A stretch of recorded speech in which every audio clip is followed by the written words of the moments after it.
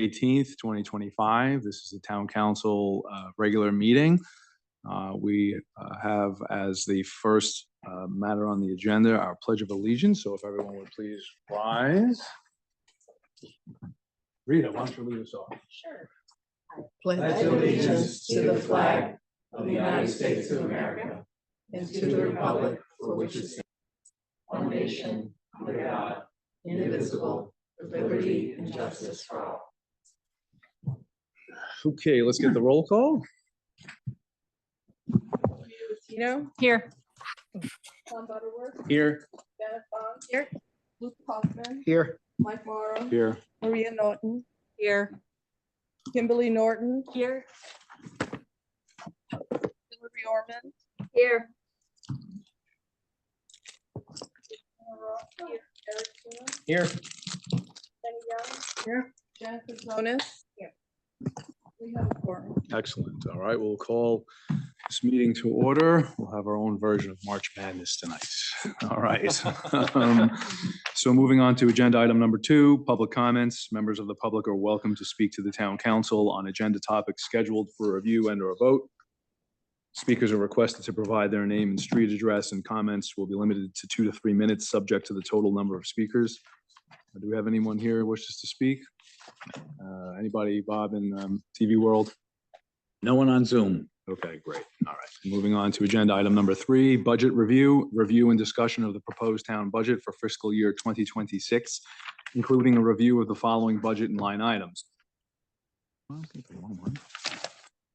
They gave me the wrong one.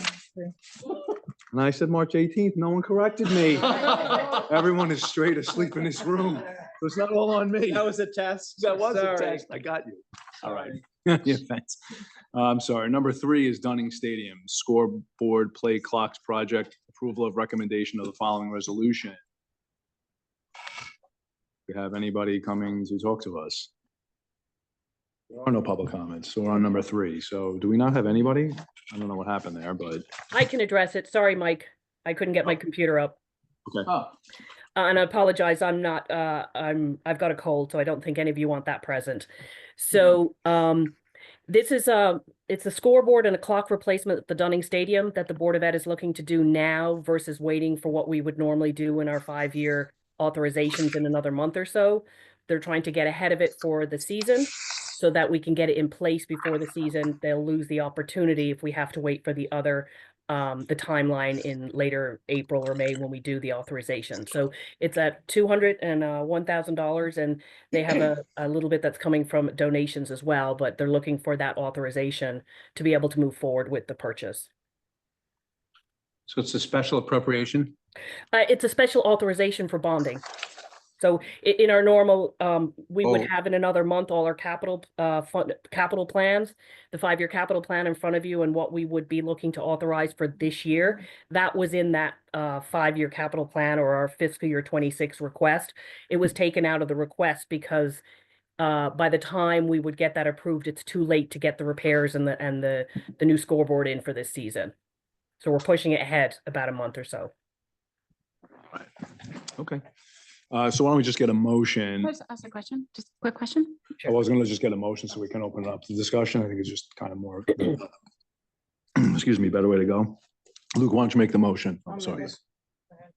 Okay, so just so we're clear, Luke, just read what the motion is so we can talk about it. Resolution, just read that first paragraph at the bottom. Yeah, sure. Resolution authorizing an appropriation of $201,000 for the Dunning Stadium 2026 project and the financing of said appropriation by the issuance of general obligation bonds of the town and notes in anticipation of such bonds in an amount not to exceed $201,000. Second? Okay, now we can open up the discussion. Sorry about that. I was just curious, Anne, can you just elaborate on you said there was some fundraising. Can you just elaborate on that? There was just an additional, after we put the authorization in front of all the boards prior to this one, the price came in a little bit higher, so they got another $14,000 from donations. That's it. Okay, thank you. Okay, is there any other comments, questions, discussion? If not, we'll go on ahead with the vote. So all in favor of the motion? The The motion passes unanimously. Okay. Thank great. you. Okay, moving on to agenda item number 4. Budget review. Review and discussion of the proposed town budget for fiscal year 2026, including a review of the following budget and line items. First up, we will have the New Canaan Library, 30 minutes with Ellen Curvato and Cheryl Capitani. Next up then will be the general government for 30 minutes by Josh Kaufman. So, library, whoever's speaking, come on up.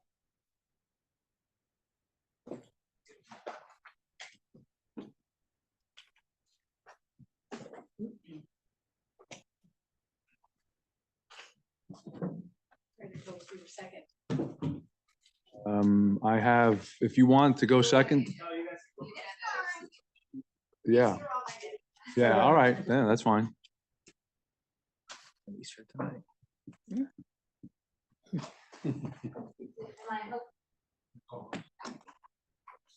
So if you don't mind, just pull those mics as close as you can. It's quite difficult for people who are remoting in to hear. Turn them on. If you wouldn't mind. So yeah, make sure they're green and close to your face.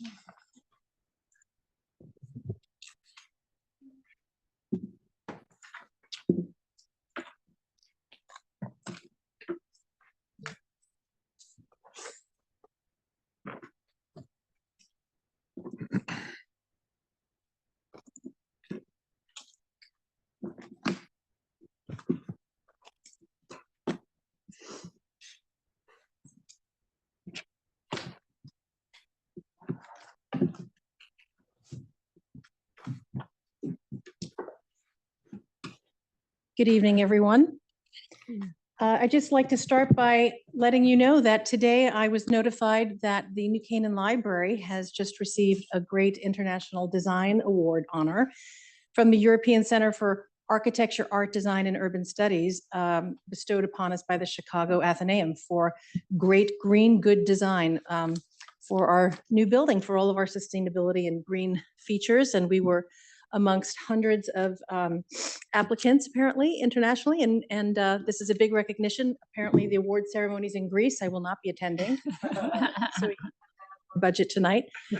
But it's a tremendous international honor for us. So. Congratulations. That's awesome. So thank you so much for having us here this evening. It's wonderful to be with everyone. I would also just like to say it's been a really helpful and open process for us this year. We've really enjoyed and appreciated having all of the collaboration with Board of Finance and Town Council. So that's made it a bit easier. We hope more transparent. We're happy to answer all your questions. I think we're starting from an assumption that you probably don't need us to do this whole presentation for a third time. Is that That's accurate? correct. Yes, absolutely. We'll give us your abbreviated version. Going to make your night. We've had so many good opportunities to explain the underpinnings of our budget. That doesn't surprise me. And I also want to just say I really appreciate the time that many of you spent when we had our extra session to go through those additional questions that you had. It really gave us a chance to, I think, provide the explanations you were hoping for. We're happy to continue to elaborate if needed. So I think we've just all taken a deeper dive to our mutual benefit. So I'll just hit some of the highlights, if you will, so we can just skip ahead on a couple of these slides. I know you all have them. You're moving? There you go. We are, in a nutshell, victims of our own success. People are using us at levels that we did not anticipate, 35,000 every month. That is higher than any of our peer libraries. And we are operating, of course, with the smallest footprint. Go ahead. This is our budget in a nutshell. It's pretty straightforward. Basically, what we really want to do is keep this building clean and keep our staff able to work in an appropriate work environment. We're open 64 hours a week, 7 days a week. We have had the great privilege to work with the Blues Brothers for many years, who 50-year cleaners who've just recently retired.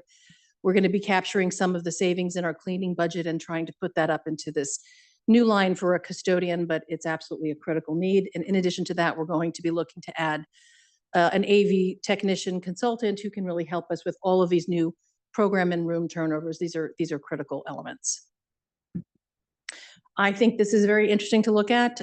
Really, the majority of the town budget, one could say, goes to support our compensation. And I think maybe just worth a quick look at where we ended up having to cut last year when our budget was, our request was reduced. The biggest hit was taken in programs, which I think is where the public feels it the most. And that's very hard for us to absorb. We do our best to modify what we're doing, but it's really the services that are hit because there's so few variable costs in the business that we're in. Friendly reminder that we're the most successful fundraising operation as a library in the state of Connecticut. And also that we do not have the benefit at this point of any sort of income coming to us from endowment. We were in a position to have to spend our cash to move our 1913 building, which really put us a bit behind the 8 ball. So you can see that's why it's such a critical priority for us in the years ahead for the library to build our endowment. So again, our key budget drivers this year are facilities and salaries, reestablishing an appropriate program budget to meet the demand that we're seeing from our patrons, and to really improve our collections budget, which I know Cheryl can talk about in great detail. One of the areas we particularly want to have some growth in relates to our digital collections, which are very important. They're also terribly expensive. We can go into any kind of detail you like. You've seen these great photos today. I just want to go back to the bus. I was outside, was it yesterday with you? And there must have been 35 children who bolted off the bus just in that one 10-minute episode. It's extraordinary, the number of kids that are coming to see us every day after school. Saks Middle School loves us, you know this. Programs. Most visitors by peer group. Back to that Yep, last slide. happy to stop wherever. Just got to get rid of What is that this? dialogue box there. Please. Most important thing on that graph. You can't see it. It says door traffic. No, I. Oh, that I on can the, it's, read. Oh, so. you can't see so it because of this. Somebody wants Second from the right, and I don't have it, so. Second from the right is our fiscal year 23, the year we opened, yeah. And then last year is our first full year open. And next year, fiscal year 25 will be 20% higher than that. I mean, I think that's what amazed us the most, is that we expected in the first year for there to be a tremendous amount of excitement and interest and inflow, right? The new shiny thing in town. We figured that we would straighten out, we'd level out. Well, what we found is it's year on year, we're 20% up from last year. So I don't know what the top looks like. This is certainly higher than we expected. It can't be 20% more every year. It can't be. But it is double before pre-COVID. So it's marvelous. This is as compared to our peers. In per capita in the entire state, we have the highest foot traffic of any library in the entire state. Do you have any sense of that 360,000 number coming down over the future? I mean, people are excited about the brand new library. I know that, and certainly being sustained for a year and a half would give you a lot of optimism about those kind of numbers continuing. Is there anything in your experience of the last year and a half that would give you pause to think, gee, maybe we're not going to get 300,000 visitors next year? It's hard to project what happens in 10 years, but I think for the foreseeable future, for the next 5, this is where people are. This is what people want, and the fact that we are seeing more people than we were right when we opened, I think means that we're getting it pretty right. And you made a comment comparing numbers to pre-COVID. Yes. Okay. Because during COVID, obviously everything dropped off, and then there were a few years of recovery for libraries. People weren't wanting to gather. We didn't have in-person programs, and we were under construction. So those years from 2020 until we opened in the new building, I just wiped them from all my statistics. Yeah, I'm just saying, to compare the new building to the old building, pre-COVID, post-COVID, it's not an apples to apples comparison. Oh, no. I'm just saying we've doubled what we had been used to in the old building, in the new. So it's a total new world for us completely. Well, I have three kids, they all go to the library and it's like that's what they want to do. I mean, they play crazy sports, but yeah, it's highly popular. And they're behaving themselves in those meeting rooms, I will tell you, because we do take a look question and, I question that. yeah. If they're in high school, if they're not in high school, they don't get to be in meetings. So. I mean, to answer your question though, Eric, a little further, what could bring the number down? If we stop doing the number of programs we're doing, that would bring the number down. So there's a direct correlation between how well we're programming, both for youth and for adults, and our door traffic numbers. So that would be one. I would also say not everybody understands all the services that are available. I think there's still awareness that's being spread. On Right. what is available. Like more people are finding out what you offer. And so I think that offsets some of the, like, there's some people that, oh, they'd go and then they leave, but then there's some people that didn't really know and then they're coming in. So yeah, I wouldn't anticipate a decline. I mean, not to out any of our board members, but I will say one board member did go to our last board meeting and tell us that he learned about a new service that we offer, which is remote printing. And you can basically set your document up in a queue from home and then remote print at the library for a fee, of course. Here's the breakdown on salaries. We're looking at a COLA kind of level increase for our existing staff and the two rough lower ends of where we're expecting to be able to hire into these new positions.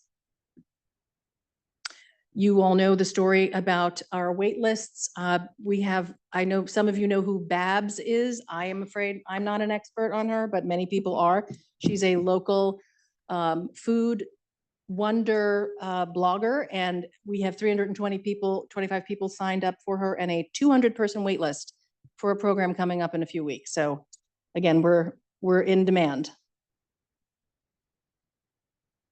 And then we also have, these sort of smaller classes and workshops for adults, exercise classes, technology classes, meetups, book groups, various things. And so here's a look at our adult program expenditures as compared to our neighboring libraries. This number takes into account our LAG spending, which for us is sort of restricted gifts. Our budget was actually $45,000 last year for adult programming. So anything you see in excess of that is coming in from sources that are not sustainable or long-term or dependable. And I think that the deltas here between what we're doing and what some of our peers are doing are pretty interesting, especially when you go to the next one, which is children's. I have a question on that one though. Yeah, sure. So versus like for Westport and Darien, Wilton, that amount, is that the amount coming from, is that just the total expenditure or does that break out like town versus No, like this is the private? amount that just they the amount spent that they in their spent on it. audit got coded to their expenditures for Thank adult you. programs. Yep. It's more pronounced in the next slide where we're looking at the children's room. And I think, first of all, we have an incredible staff of children's librarians. They are remarkable. And they conduct a good number of the programs themselves. They teach the classes themselves. And I think, especially when you look at, there's 3 times the amount of money being spent at Darien. We're not bringing in the talent to do the programming. We're doing it ourselves.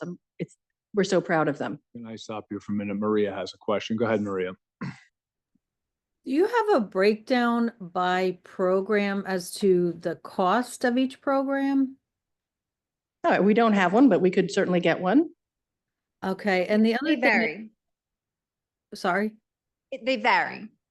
Well, that's what I mean by program. The other question is, I think you answered it. You said that the foot traffic went up because you have more programs. So that was one question I had. The other question was, I heard after school, there's a lot of rooms used for tutors. Is that the case? So we have 7 meeting rooms that are bookable by the public, and they are bookable under the same terms for everyone. So they're bookable for up to 90 minutes per day, once per day. And for free? I'm sorry?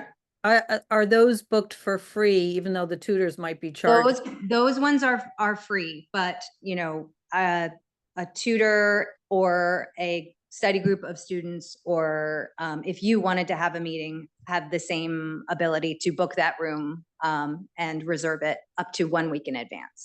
We've created a study, Carol. I don't know, Maria, how often you've been upstairs to the second floor, but it was with a great deal of thought put into it that we created what we think of as the sort of the corridor for the tutors, which is just open air seating outside the teen library where there are frequently the tutors meeting with students. It's a big demand. But we try to not let them, monopolize the meeting room space. They can't monopolize the meeting room space because generally, and in the old building, what they used to do is kind of park at a table and turn over students an hour and then the next hour and the next hour, and they'd be there from 2:30 until 7 at night. They can't do that in a meeting room. Mm-hmm. So now they just do that in the open space. Where if there's an open table where they Yeah. in a speaking area, then they can. And also Okay. to clarify, we're saying the foot traffic is in part strongly influenced by programs, but it is also influenced by the usage of our 9 meeting room spaces and all of the additional square footage where people are coming and they're running entire, businesses studying for MCATs, using all of the square footage in the library all day. We've just got better spaces. And I'd say in terms of the tutor, my son's, he normally tutors, he's a tutor weekly, and he tutors, it's tutored, sorry, in our house, but occasionally if we're not around, they'll meet in the library. Right. Right, so that's like kind of my son making that, that's my son making that appointment to go into the library So to meet with a tutor in our instance. So it's, just want to kind of clarify that it's used a lot of different ways. We absolutely also see the tutors as a service to the community. I mean, it's the students of the community who are being tutored.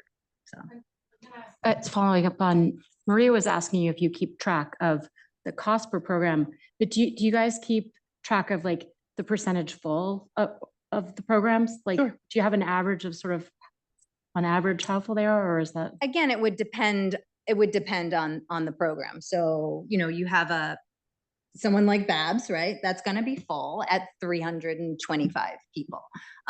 If I have a knitting meetup group, I can accommodate 25 if, maybe 15 will show up. And, so we have such a variance. Do you keep an Yeah. eye kind of on that? Oh, sort of course. And we always try to fill our programs, but a book group versus someone we paid, an honorarium for, we're gonna push that harder, or it's gonna have a different level. But I know how many people came to every single thing that we do.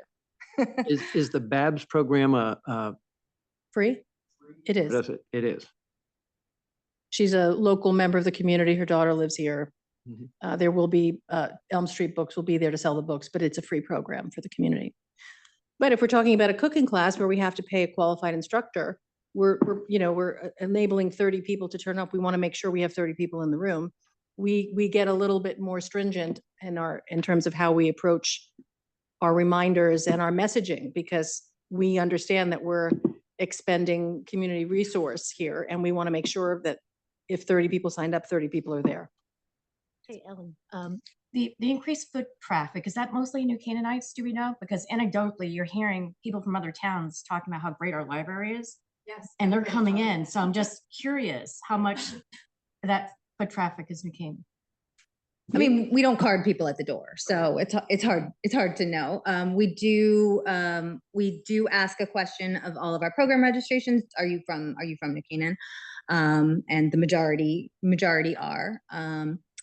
And for our collection for borrowing, because you can borrow with your local library card from another town and borrow our materials, and then we get reimbursed from the state when people from out of town borrow from our library. So we have about, I think, 5,000 of our 17,000 are registered active card holders from another town. I'd like to pick up on comments that were made from the Board of Finance about use of the rooms for people who are essentially earning their living in use of the rooms when they're either tutors or because they're being paid for their services. Have you discussed whether or not that's an appropriate use of our buildings? Yeah, I mean, I think it's, we definitely think tutoring is an appropriate free use. I would say it would be really difficult to arbitrate between a tutor coming in to work with my son and my husband doing a conference call with somebody in Dubai, which is also equally what's happening in those spaces.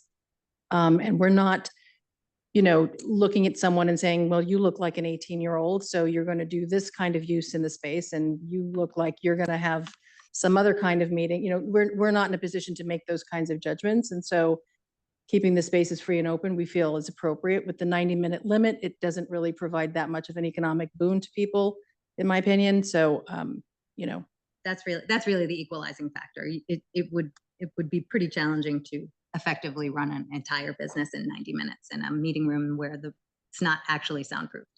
So, but if someone is charging a fee for something that they're doing and they need a 3-hour, we had like a retirement seminar or something, we would charge that person for use of the Tate room or larger conference room or something like that. and we have a whole entire rental policy that's, of course, on our website, and we can talk about that if you like as well.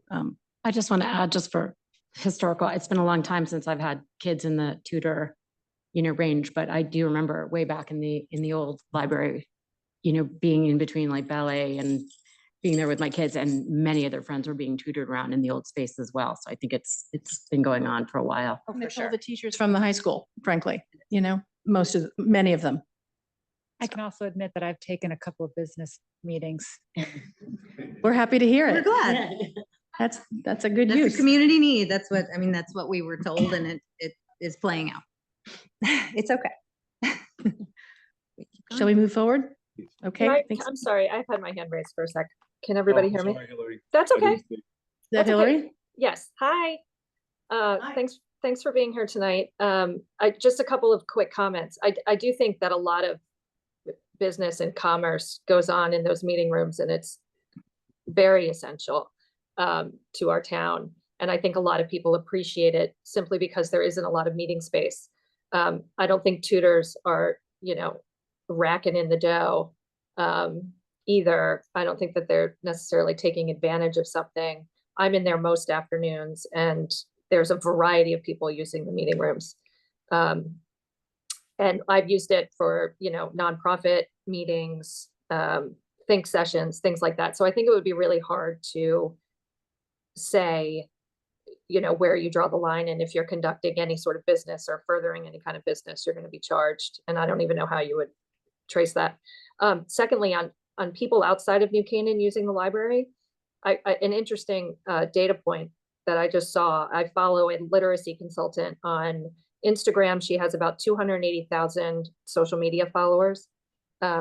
She said how grateful she was to live in a state that values libraries.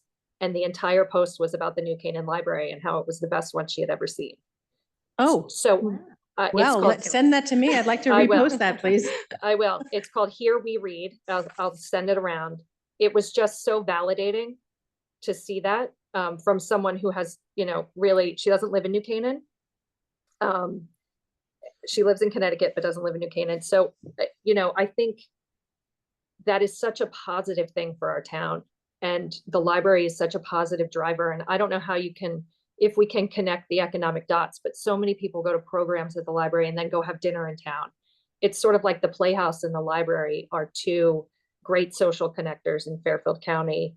And it's bringing a lot of business in that we might not otherwise have. So I just want to keep that in mind as we talk about the use and who's using it and whether that's a beneficial thing or not. I absolutely think it is holistically a great thing. So I'll send you guys that Instagram account. But I just wanted to point that out.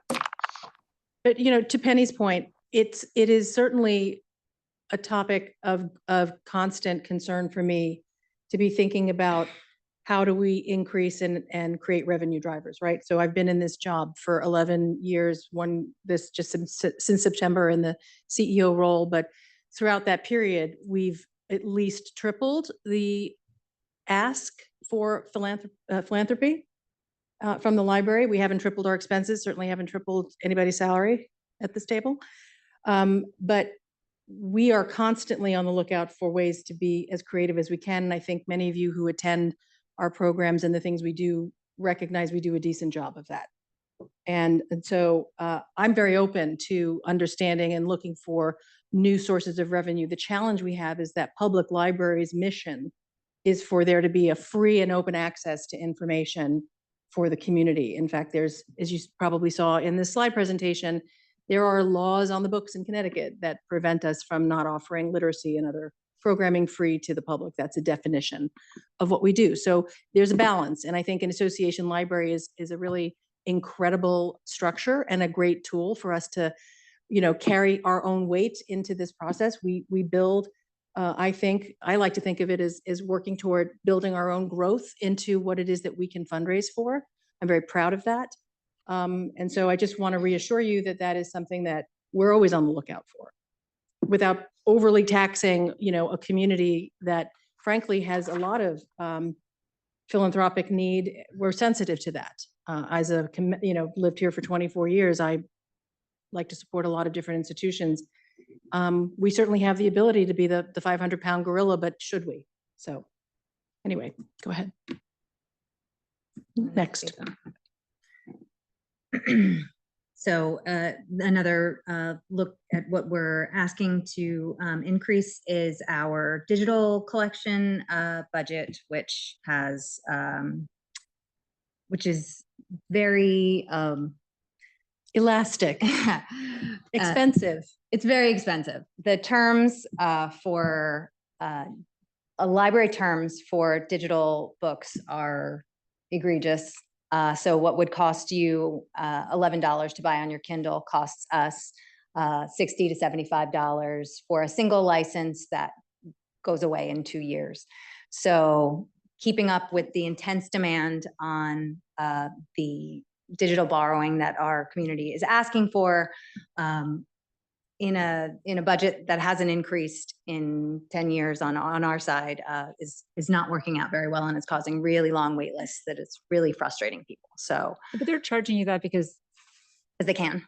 Well, and also because it's not just on one side, it's one person using it, and on the other side, it's right. Like no, this is a single one license, one user, one license. So just like I buy a physical book and I can lend it to you, and then you give it back to me, and then I lend it to you. So same, one person at a time, one license. Is that much more? Wow. Yes. And we don't get to keep it. There's a lot of legislation moving forward to try to eliminate this tremendous disparity. It's really disadvantageous for libraries. So, and it's a national, and every library is facing this. So there's organization trying to get to some more reasonable terms. Some sort of parity, closer to parity anyway. But in the meantime, people are very frustrated and they're looking for ebooks.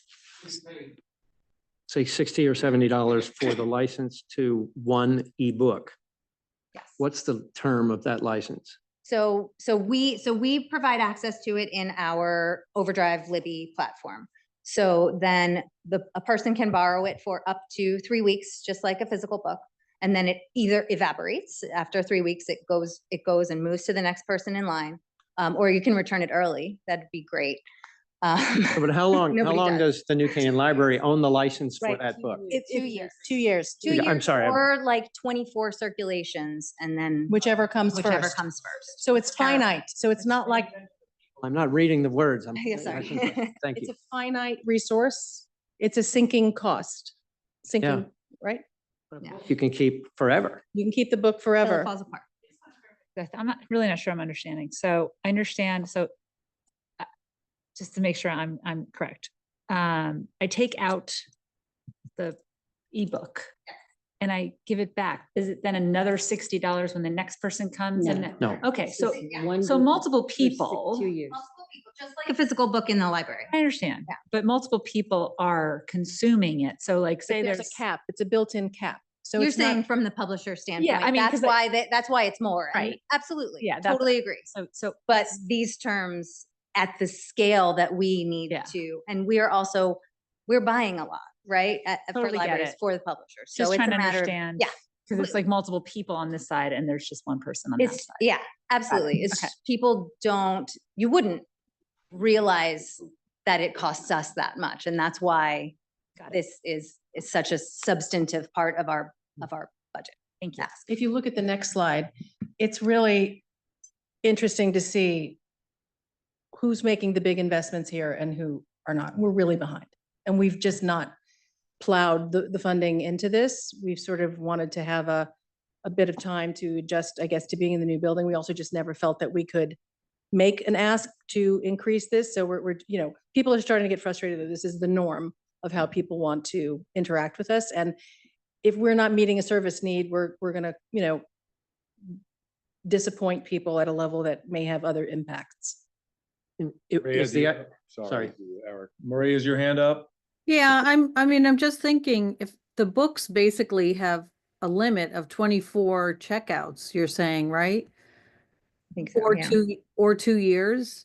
Mhm. So theoretically, the more popular books, you may have to buy We buy more. multiple copies, yeah. So great it sucks example. up the whole budget. So here's an example. 2 years ago, or however many years ago it was, we had as our luncheon author Geraldine Brooks. Was it Geraldine Brooks? Yes, it was Horse, Horse. And so as an experiment, I said, well, what would it take for us? We had a tremendous wait list for the digital book. It was like something like 6 months out. And I said, what if we spent some money to understand as an experiment what it would cost to bring that down to closer to zero, or, you know, a shorter time period. And just for that one book over the course of just a few 6 months, weeks. 6 6 weeks, weeks. it cost us $1,000 One book. for one book. So I know, I mean, I hate to say it, but it sounds like something we shouldn't jump into. I mean, who's making out? It's the book publishers. You know, it doesn't, I understand people want that, but I would just hesitate on the cost alone and the return. So we're not able, the budget we're proposing does not meet every single we're not person. even, We're not going to be able to do a one-to-one lending per hold, which we are able to do with our books. Our holds ratio to purchase for physical books is 1.5 to 1. Right now, our digital holds to purchase ratio is 10 to 1, and we can't meet it. So I mean, it's That's cheaper for the- someone to buy their trying to own get a little book at better. that. It seems cheaper for someone to buy their own ebook at that price. I think Just- it's a service that's necessary, though. I don't think we could not offer it. Right? I mean, there's demand for it. there's demand for it. It's just the way of the future. it's the trend of the future. Yeah. It's what's happening. Do you, how frequently would you purchase a $60 license for an ebook? And at the same time, additional copies of the hard? Often, Always, often. always. I mean, so if somebody can't get the ebook, you can say, look, we got 5 available copies. That's of-" right. Absolutely. And- That But some conversation people just happens. don't want to do that. That's and- right. But That's wow. A lot of people don't know. Yeah. I prefer a book myself. I do but too. I'm Do old-fashioned. do you see? We them have very moving- dedicated I know. digital. Do you see them Yeah. moving to a subscription model like Audible? Like I could buy an Audible subscription. I think I asked this to you, Ellen, before. Like, does Audible have a library subscription that you, or any of these digital outlets? No, I mean, so the other option, we have two, it gets very complicated. Yeah. So we have Multiple two platforms. So this one I'm talking about is one where we select and we purchase books that people are asking for. The other one is Hoopla, which if you've heard of that, which is more like a Netflix model. So it's one copy, one user, but we pay every time someone borrows something. Okay. So 'cause I that was- also okay. can get wildly out of control. Right. So we've actually had to reduce our Limits. limits. So we used to allow people to borrow 8 items per month, and the spending, because it's so popular and increasingly popular, it fell well out of our budget. So we had to reduce that to 5 borrows per month, which people are not thrilled about, Right. but just to stay within our means here. Why don't we move on from this subject? We got to keep it moving, guys. Unless there's anything pressing that you guys We don't. can go to Okay. a summary. The next Yeah. one. Let's go to a summary. This is what we're looking for, year-on-year increase. We know that it's an above average percentage ask. But as we've said, I think all along, we really feel that we're in a reset mode. We need to be in a reset model mode, mostly driven by our staffing costs. I think it's fair to say that we understand what a going forward model needs to look like. And I don't expect we're going to be coming back with another 8% ask next year. But we really do need to just reorder our business, and so we can provide the right service, retain our staff, and meet the service needs that we're seeing that are being demanded by the community. And I'm certain you've had a chance to see, we've had quite an outpouring from people who are very interested in making sure that we're maintaining our budget. I think you've had, I don't know, 70 some odd letters from the community. This matters to people. This is where people are coming, when they're moving to town. It's where they're making their first friendships with their children. It's where people are connecting multi-generationally at chess festivals and other things. We're just trying to be there and meet the community where they are. And I have to say, it's a privilege to work with such a dedicated staff every day. I know, Christina, we didn't have the chance to do the tour you wanted to do, but we are always open and ready. And I'd love nothing more than to do that tour, because then you'd have the opportunity to meet our staff members who are just incredibly impressive. So. Okay, so is that the end of your presentation? I think so. Which is great. It's awesome. We can talk about energy. We can, if you'd like to go there. And again, I've been saying this in every budget session. I'm very proud of our town council members, really took the time to educate themselves Yes. walking into tonight in this budget season, knowing the material rather than hearing it for the first time. So it expedites our discussion.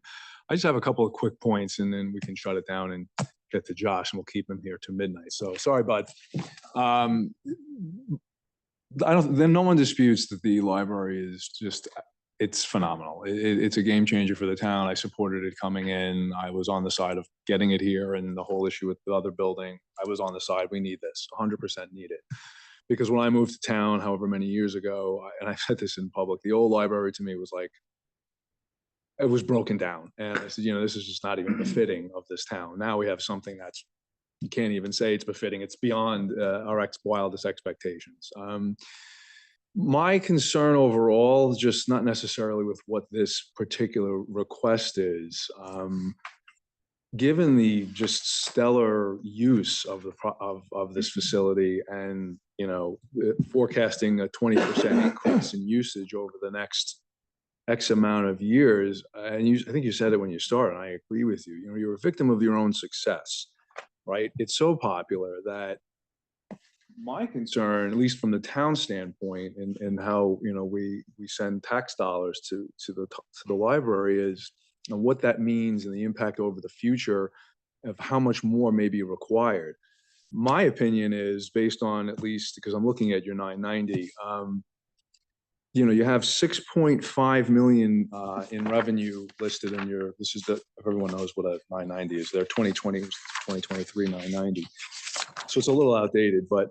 Well, that's also, I think, not capturing, that's looking at capital campaign donations. I think that's not accurate. Yeah, I mean, I've That's gone not through- an operations. Get it. I deal with tax returns all the time. So, but my point is that, for example, when it says government grants, 2.6 million, all other contributions, gifts, grants, and similar amounts not included above is 3.1 million, right? So at least as of a $6.5 million overall revenue, and almost 6 million of it is coming from, well, I'm just reading from the 990. I know you Right. guys We should maybe take a look at our financial statements as a way to start. let me just make the point. The point is that I think your success is going to start outstripping the contributions that you're getting from government sources and also your private fundraising. That every year, and that's what I'm saying, it's actually a good problem to have, but what is the impact on the town over the long haul, and how much more is going to be required from the town over the next 5 years, as you're seeing a 20% increase, right? So I think we all can agree that currently, I wouldn't say it's unsustainable, but it seems to me you're going to have a perennial shortfall every year moving forward based on a 20% increase in your foot traffic and usage of the facility. So just looking at it from the town standpoint, something I would imagine the library will be looking to try to increase every year, probably more in a material way or a more substantial way every year moving forward, as you're seeing, 20%, 20%, 20%, 20%. And what is the library thinking just strategically in the long haul to mitigate potential more dollars, even more coming from the town? And again, I'm not saying it's a bad investment. I think it's a phenomenal investment, but we're here because we're the stewards, us 11, of the taxpayer money here, only ones with authority under statute to say yes to any penny. So, which leads into my really sub point, again, going through your returns and looking at your rent items and all those program revenue. Something has to be done, at least in my mind, about trying to monetize whatever you can out of the library facility. I understand access to free services and free certain topics and resources by state statute, but it's a not-for-profit, but it's a business, and this business requires taxpayer dollars. So I think the taxpayer investor needs to see, are you guys monetizing as much as you possibly can? Like that book sign, it was the book on the menopause. What was that? The author that came in? Sorry, Naomi Watts. Right. So that was like massive waiting list. Like I don't know what it costs to even attend, if it costs anything. $50. Right. So the more diligence that the library does, or the more creative it can get within the bounds of what the law requires in terms of free access, Yes. I think benefits the library because it enables you to do a whole bunch more. I think it also can look to push back a little bit on needing more from the town over the long haul, given the awesome success. So my just concern is more of a longer term issue of, I kind of think your revenues are outstripping your success right now. And I don't see that problem becoming less acute. I think it's going to become more acute. So I'm just interested in your thought on that. We don't have a long discussion. That's what's in my mind, but the budget's, the budget's the budget. I get what it is and what's required. So that's my bigger concern overall. Well, I think maybe you misunderstood what Cheryl said, in that she hopes it isn't 20% year over year. It cannot be 20%. I feel Yeah. like this 20% is our steady state after, which is now, is what we're seeing now. We It's got- don't it can't have the infrastructure to continue to go to 2,500 people a day. We just don't have it. We'd have to come up with creative solutions to rationalize resource at that point, right? So we're already at a limit, which we understand. And then insofar as looking at how are we monetizing, we did add the rental lines. We did double that expectation. It's a stretch for us to get there because there is an administrative burden that accompanies a rental policy.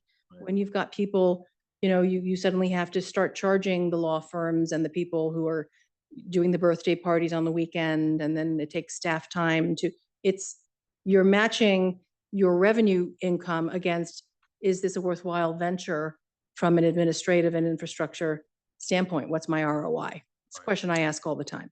So, and I think that you're right. And we certainly don't want to, the numbers you're referring to do not reflect our operating budget. That is a misleading number to talk about 6 million, because it does include pledge balances that accrue to the capital campaign, which are not commingled with our operating budget. Our operating budget is what you see in front of you. There's no other monies that come to help us operate the business. But we are, we think we're pretty thoughtful about how we are capturing where we can. And you use the Naomi Watts example, it's tough. People want to come. The way the publishing industry works today, especially post-COVID, is that publishers, unless they're big celebrities, typically don't want to send people out on book tours because it costs them money. And the way that they can now offer us authors is by saying, well, we'll send you the author, but you have to do a ticketed event. We're leading amongst our peers in this model, to the chagrin of many of our librarians. And because maybe I've pushed it a little hard, we might say. And the reason is none of our neighboring libraries. None of our neighboring libraries charge will charge, but we are. So it's a constant conversation, because I know that a Naomi Watts and a book as sharp as that, smart as that book, and we put a bit of a $20 VIG on top of the book price in order for us to gain some income. What did we make? $6,000. Does that move my needle? It does not. Is it that incremental amount of money you're talking about how do I feel How are we going to get creative? Yes, it is. I think it's a good example. But the way that we're going to increase and secure the future of this library going forward is by building our endowment. That is the answer. And so that is our focus as an organization strategically. That is what our board is focused on. It is certainly what I'm focused on. We need to have an endowment that throws off the kind of income that you're seeing at Darien and other places, $400,000 or $500,000 a year. So we can be sustainable. I think I'm very aware, Mike. Appreciate that. I'd Well, like to make a comment too. there's a few people that want to Yeah. talk. And again, like I said, I don't want to spend a lot. It was more of a general comment, but we'll go a couple of minutes, but let's go, Hillary Rita. Go. Hillary? Oh, hi, thanks. Sorry, I was gonna let those guys go first. Yeah, Ellen hit the nail on the head, I think, with the endowment question. But I think an important tool in fundraising, I mean, first of all, I came from a community, I grew up in a community where the town had to pay 100% for a library. So the fact that we have, the town, it's open to everyone, obviously, even outside of our town. But we only cover like half of the annual expenses is pretty remarkable. And I think it does hurt. It can send a bad signal to those who would also, in addition to their tax dollars, donate to the library if the town doesn't seem to be fully behind it. And I think it makes fundraising a little harder. So I think we have to be very careful. I think we've seen from I've never received so many letters from the community about anything that has to do with our budget, I don't think, in my almost 4 years on the town council. So, it's hard to even, consider reducing it further, given the amount of community support. I mean, what I've heard from parents particularly is that they need it to be open longer. They need additional time on Sundays. They need it to be open later. And Ellen, you made a point when we met with you that our staff is kind of underpaid compared to our peers, but they want to work there.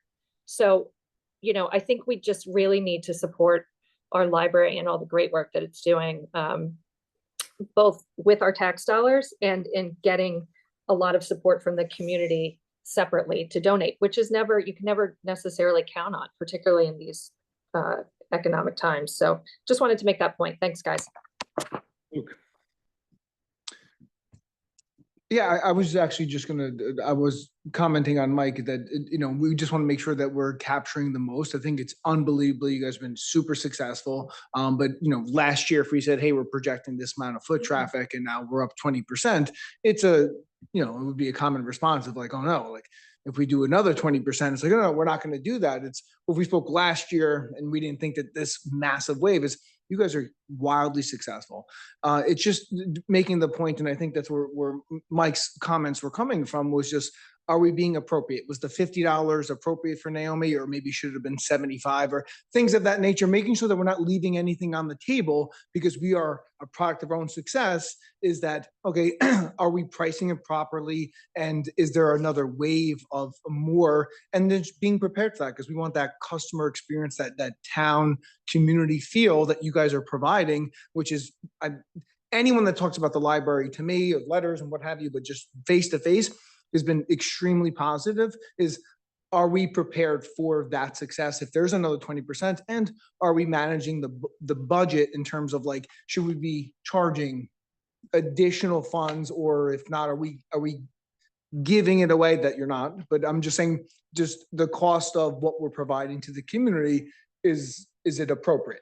It's a really fair question. And I come from the financial world, right? My background is not as a librarian. I'm a former investment banker. And so I'm absolutely attuned with that thinking.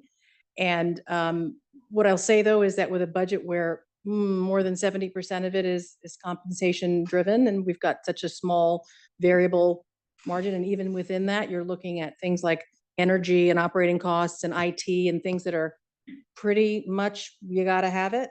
We're down to such small, there's just a slim bit of money here that's enabling us to, and we are being as creative as we can, and we are leveraging all the relationships we have to not spend the money to spend $5,000 to bring a speaker here if we don't have a special restricted gift for it, or, we're really careful. I was looking at the reverse lens of not cutting, but actually like, hey, or making sure that you're properly financed, you have the funds, and this is fantastic. And maybe should we charge a couple bucks more for some of these events that you have 500 people knocking on the door that want to get into some of these programs.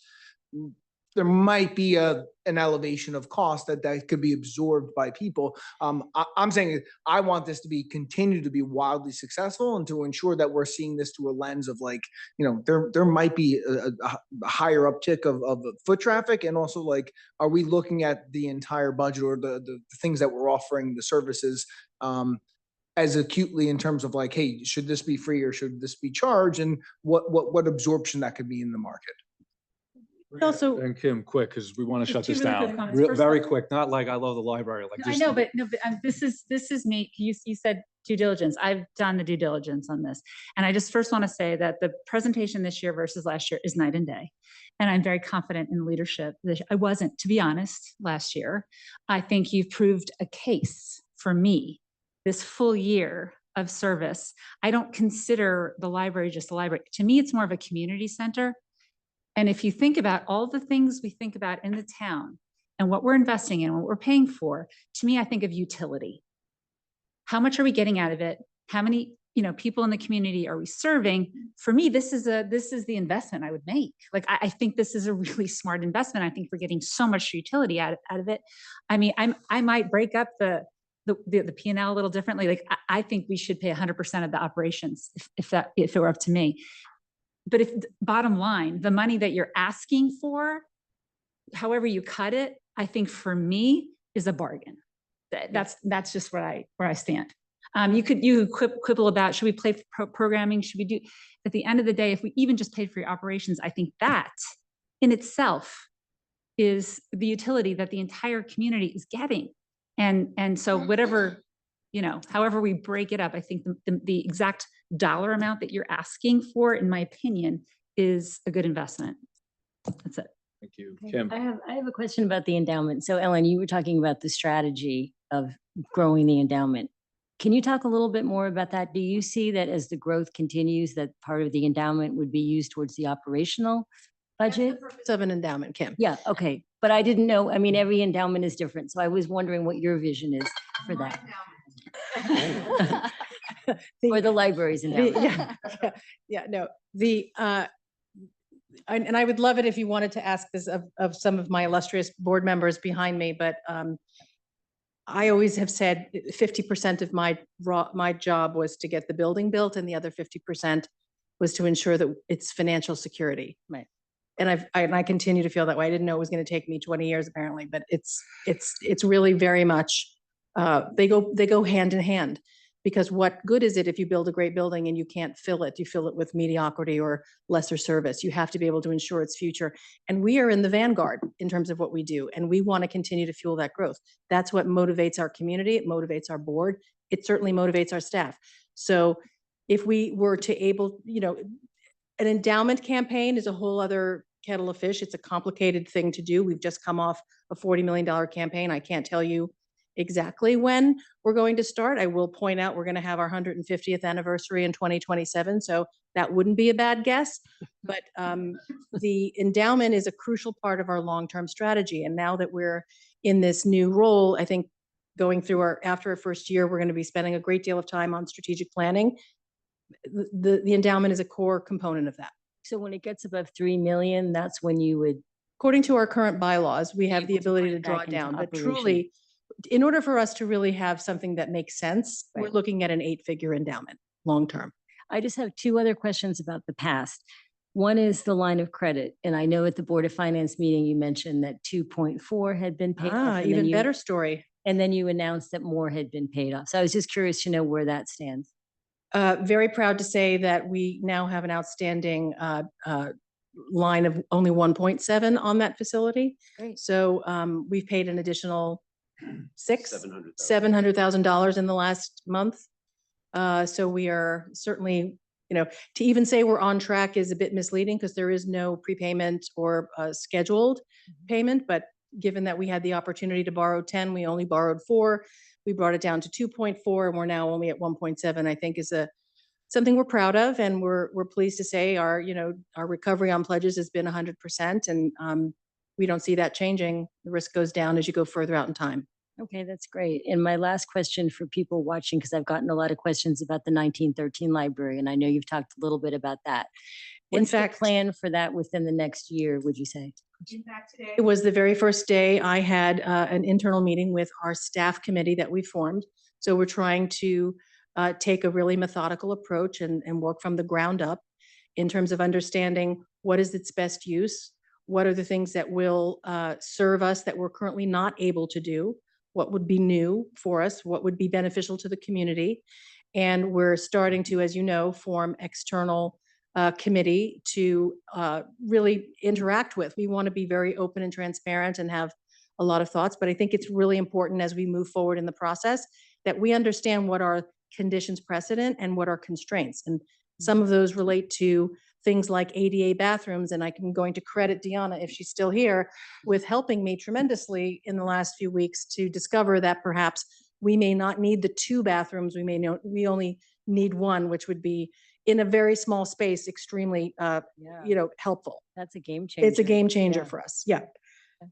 So I'm very committed to leading a process that's open and has a lot of community input, but also one which reflects what our budget needs are, because there will certainly be a budget impact to opening a new building with new energy costs, new, forget what it would cost to invest in it, which would be probably another $1.5 million or so, which we do not have.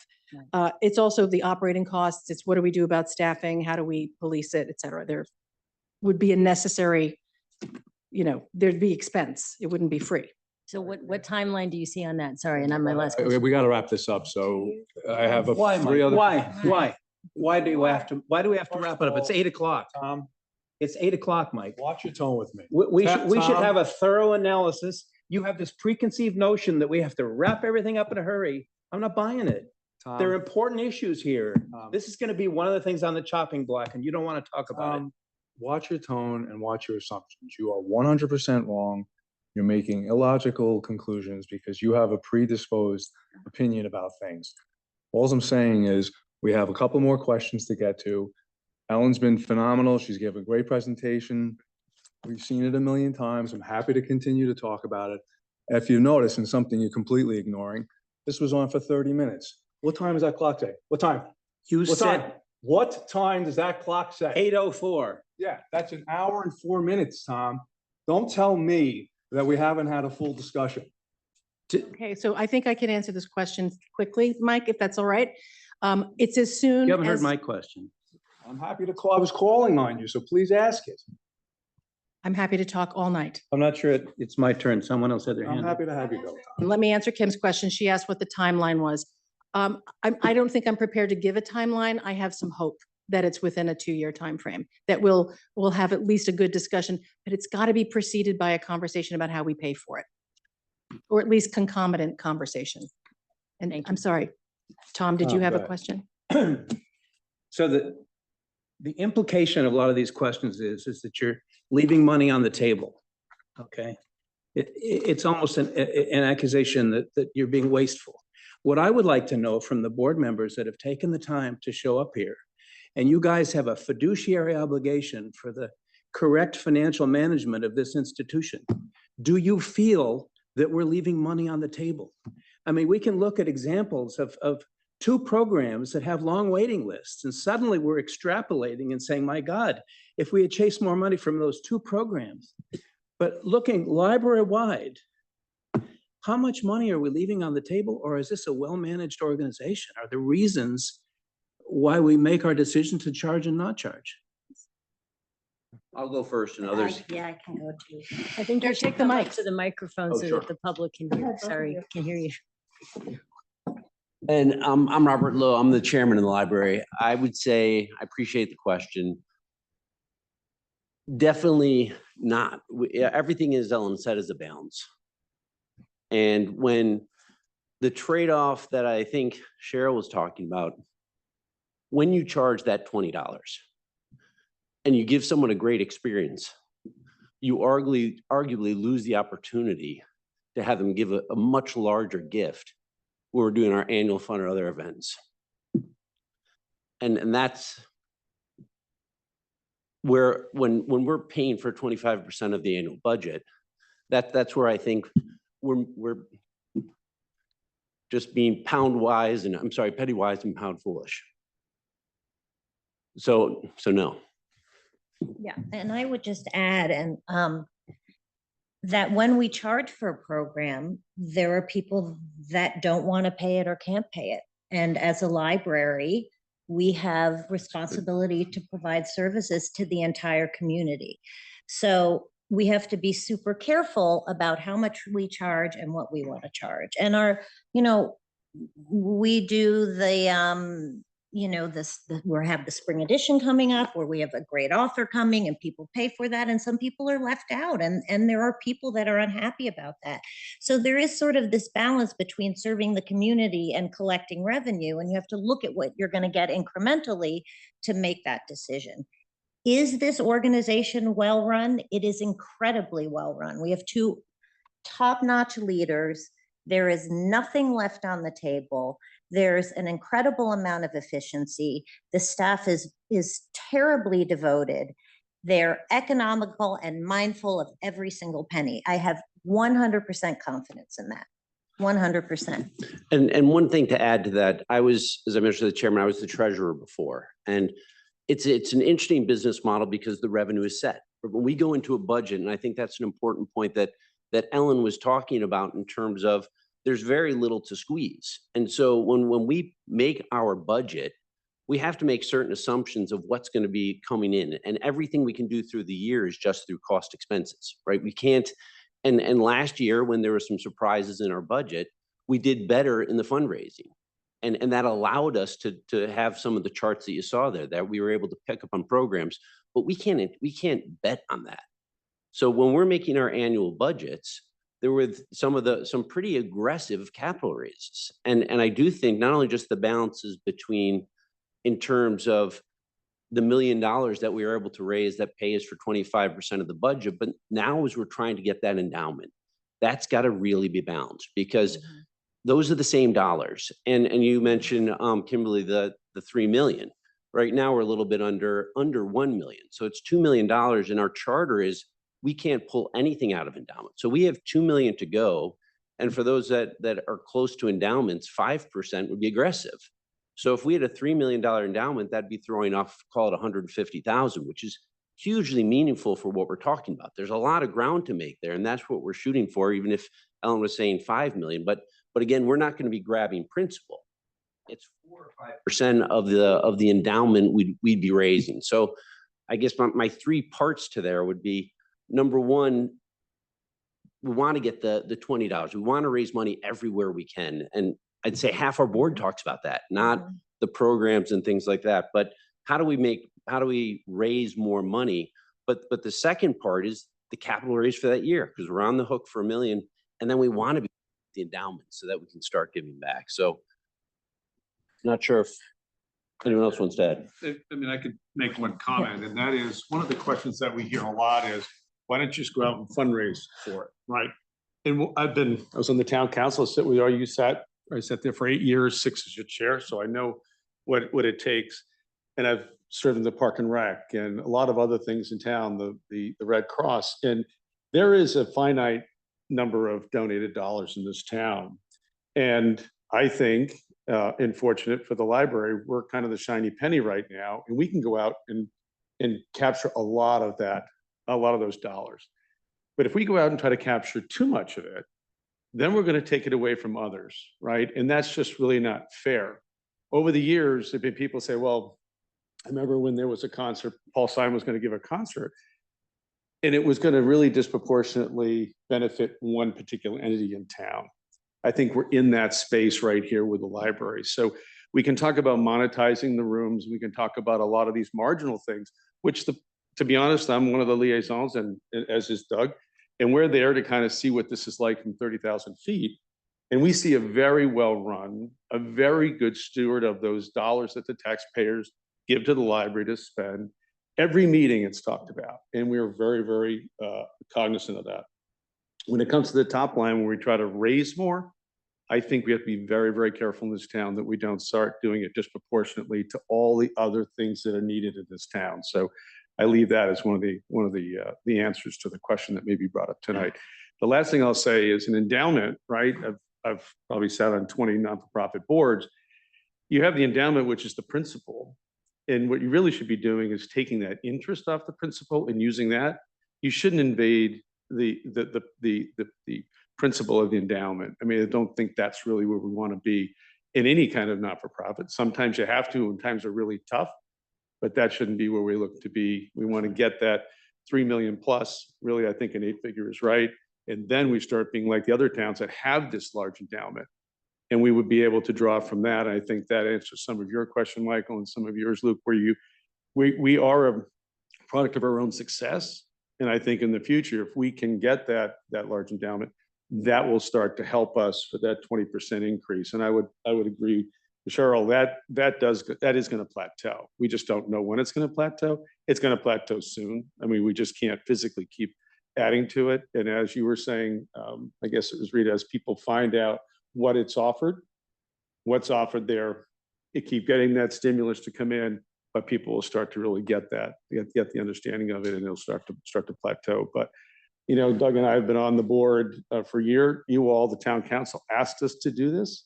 And this year, it was a better situation than last year. I remember last year, I sat over there. No one asked me a question. I was very upset. I was deeply hurt that the time I was putting in wasn't being either appreciated or at least looked at as it would be meaningful. This year, it is much better. And I appreciate, you know, Eric and Hillary came to a meeting. It was very much better that we were able to give some of that information. So I'm sorry for being so long-winded, and I'm glad I'm not on your side anymore. I walked up those stairs, I got this heart was pounding. It's We're all friends here. Sorry, Vince, Penny, yeah. I really would like Penny and then Christina. And guys, thank you all for your comments. Very appreciate it. I think this has been a very healthy exchange. And it has occurred at the Board of Selectmen, the Board of Finance, and the town council levels. And to me, it says that you have matured to a point where you kind of know who you are. You've experienced enough to know where your pitfalls are, where you think your successes lie ahead, and how are you going to get there. And I think there are enough questions that still exist between selectmen, finance, and town council that I would propose that we all spend the next 6 months together, all of the bodies, and really analyzing where we are and where each of the bodies sees where they are today. Is that a comfortable place, or do we need to be going in a different direction? Because the library is a very different entity than it has been in the past, and maybe our reaction as a protector of the tax dollar might need to change. So I think if we could all spend the next 6 months doing that kind of deep dive analysis. I've spoken to both Mark and Doug as liaisons between the town council and the Board of Trustees to kind of be the mover and shaker of getting people together to do this kind of analysis that both think it's a healthy idea for all of us to do. And so I'd like to leave our evening this evening with a commitment to that we're going to move forward all together in collaboration with this goal of knowing where each of the bodies should be moving forward. Thank you, Penny. And Christine, you have something to say? Yeah, I just wanted to clarify something that I see in the budget that you presented and in the budget for the town, a discrepancy. Oh, And that is that the $3 million that you're asking from the town is not 3 million, it's 3.5 million, rounding it off, because it should include a recognition that $496,125 is going towards health benefits. right. So that's always been something that was never included in our operational budget because it's always funded separately, but we've always, obviously we've always acknowledged it and been grateful for that. I do think that our number last year was lower than that, but I don't, It was 410. It depends on who is taking up the insurance. Well, but for transparency purposes, the town contribution that you're asking for is 3.5 million. That equates on an average, if you were to take an average of the total number of households in New Canaan, which I'm rounding it up, it's 7,000. And if you divide it, the actual contribution per household is about $650. So it's not a free library. And it brings it to the question of everybody in town would be supporting it because it comes from our tax dollars. But the fact of the matter is that I asked you, Ellen, when do we reach the plateau for which the building and the facility has been built? Because I'm not looking to see another building to accommodate further growth because it's unsustainable. But if you look at the building as it is and what you designed it, you particularly said that you took careful consideration in designing it for the library's needs. So we were not part of that loop. We're just seeing it from an expense point of view and not from the benefit side that you're seeing. I am concerned that if the plateau is not reached, and talking about the 20% or any additional future growth, that it will either implode because you're limited by capacity, by code, you're limited by the cost that the town can afford to sustain it, you're limited by parking because we gave you 70 or so many spots, but there are no more to give. we pay for those spots each year, $10,000 to As the town. the St. Ace grows and their population and their new building gets settled in, you may not have enough parking to support that type of activity or use of the building. So I want to see the quality continue, but it's controlled by the growth and the decisions and the limits that you set for it. Well, I think that's a management challenge for us then, Christina, is the only way to look at it. And I would also say, from an order of magnitude basis, even if we had an additional 20% increase, and let's say the budget was a straight line relationship, we're talking about 20% on a $200,000 increase or something. These aren't big numbers. So I'm not saying we're going to come back and ask you for the same kind of increase, but I think we have to be looking at the order of magnitude here. These are not big dollars. And just because we might have more foot traffic, it doesn't necessarily equate one-to-one with an increase in our budget. It just impacts our staff. The custodian is going to absorb a lot of the pressure that we're feeling. So I think I wouldn't argue that a 20% increase, even if we do find ourselves in that position next year, is going to necessitate a 20% increase in all of the rest of our budget. I just don't think that's a straight line relationship. It may not be a straight line relation, but I'm just looking at dollars and I'm looking at the increases. And last year you came in with a 4% increase that, not a 4. Yeah, I believe it was a 4%. 8% and you cut us back to 4. Right. So we're just showing you where the stasis is, which is really, this year it's 8. Next year, I don't think it's going to be 8. The temperature in the room, meaning throughout town hall, all the departments have taken a cut for the most part on expenses and made every effort to reduce expenses, not Yes, to increase them. I understand. So what you're requesting, the library's requesting 8% or 7.96, yep.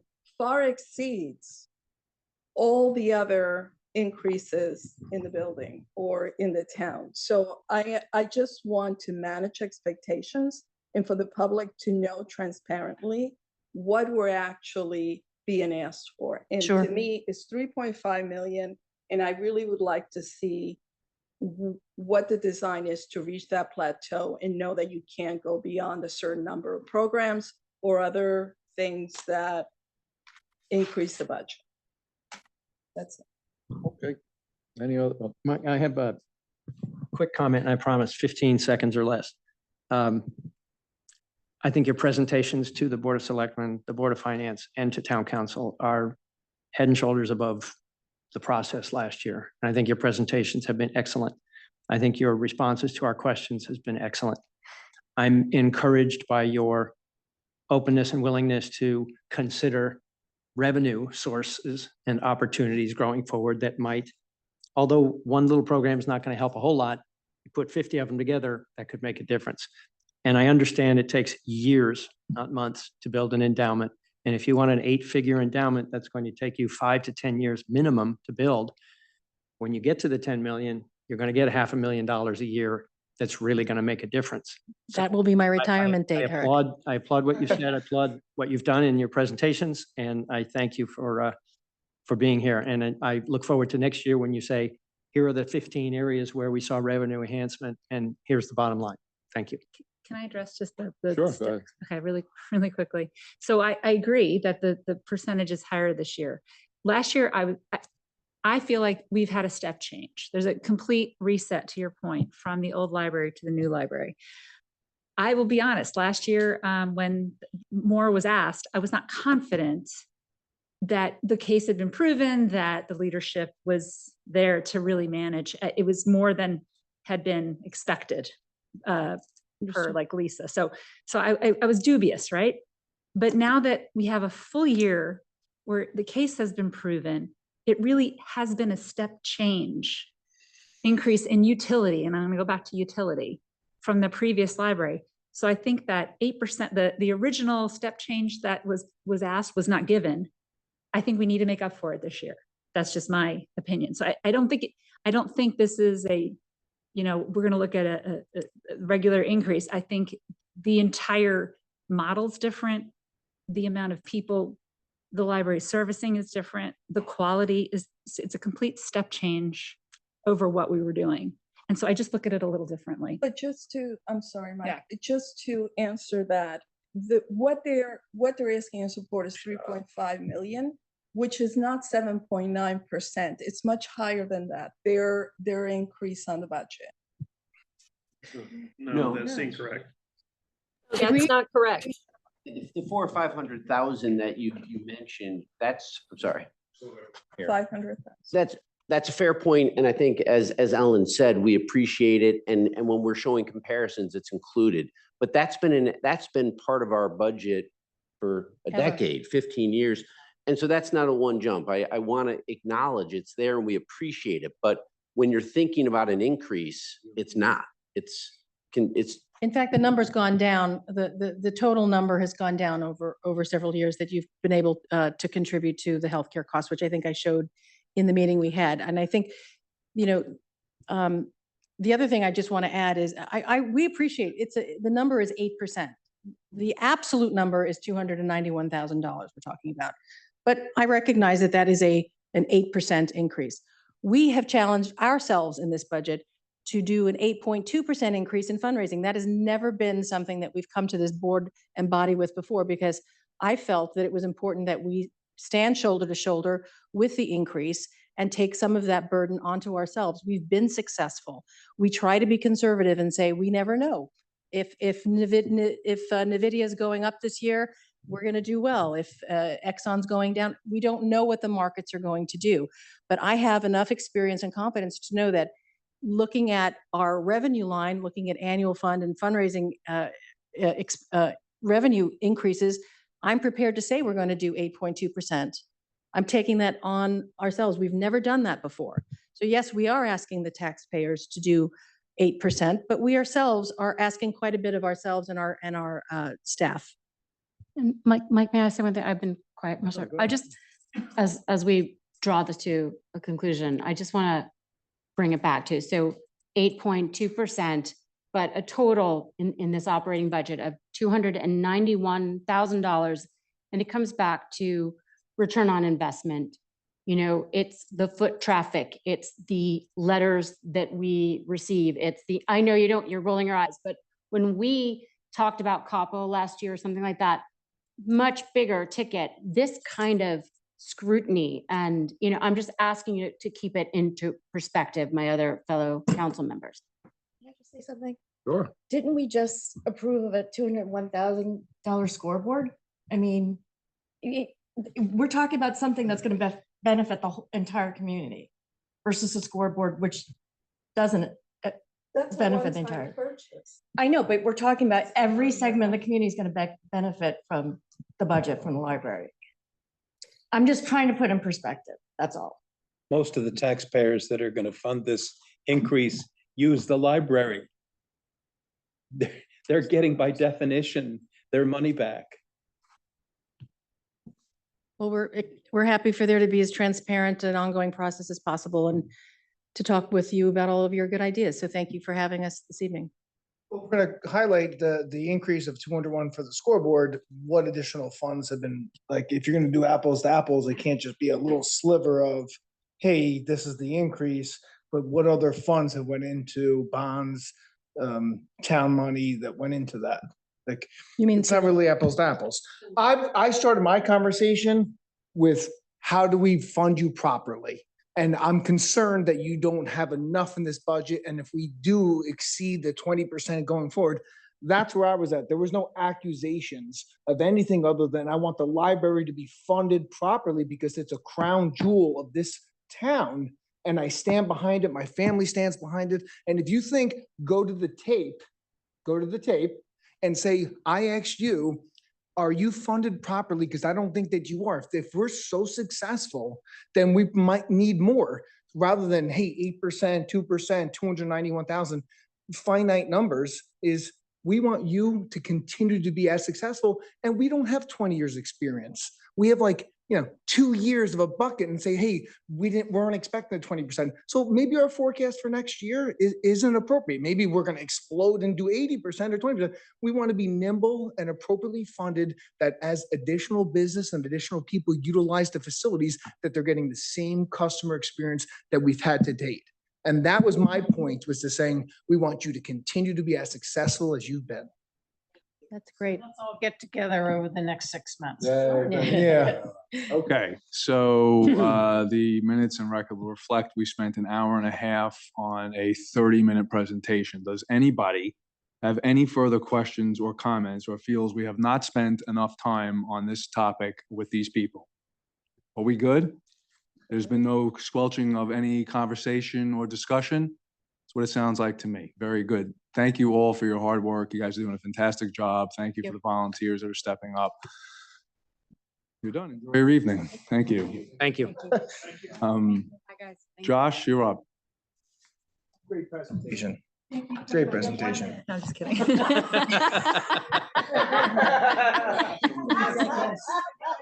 the way, Eric, I hit the timer for 15 seconds. It was 37. It was 37 seconds. Oh. We're gonna take as much time as we need to discuss it thoroughly. We're on the same page. No offense taken.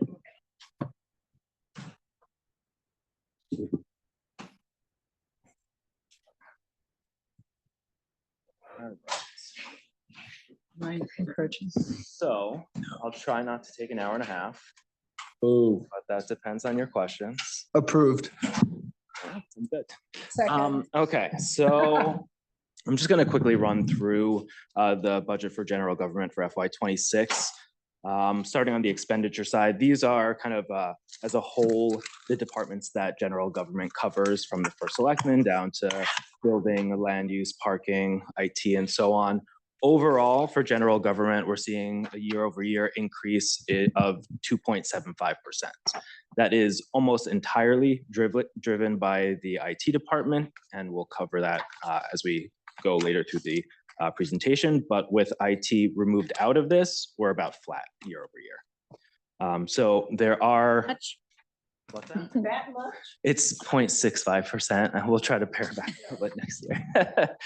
So I just want you kind of to see it as a whole, because there are some kind of reworkings between departments in this budget. You can see kind of some pluses and minuses here, but as a whole, you kind of see it as a 2.75. So starting in the first selectman's budget, there's a year-over-year increase of 11.5%.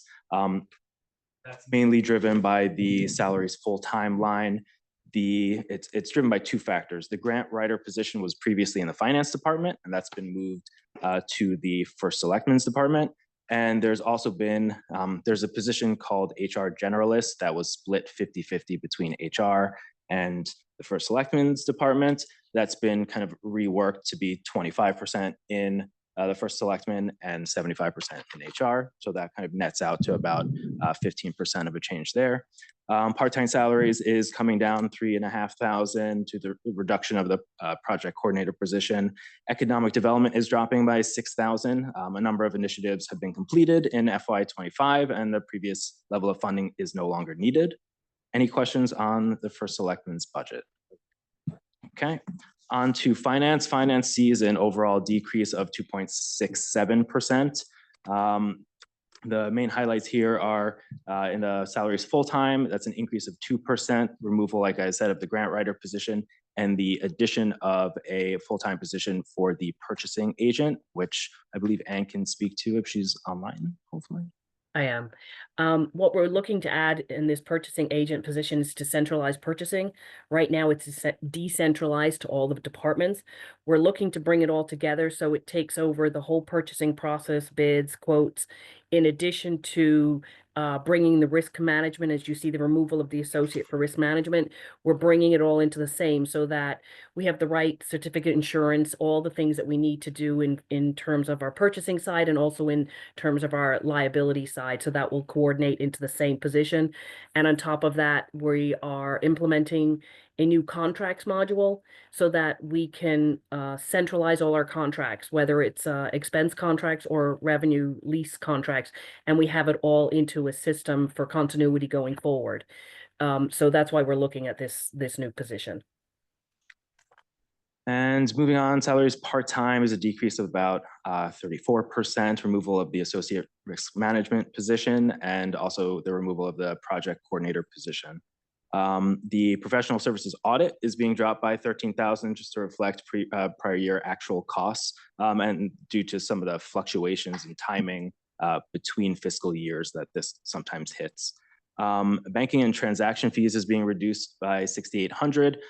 We're trying to kind of decentralize almost the way we collect banking fees and kind of moving it to the departments that actually produce the revenue so that the fee lives within those departments to kind of gain a true overall cost within that department of what those services are. Any questions on finance?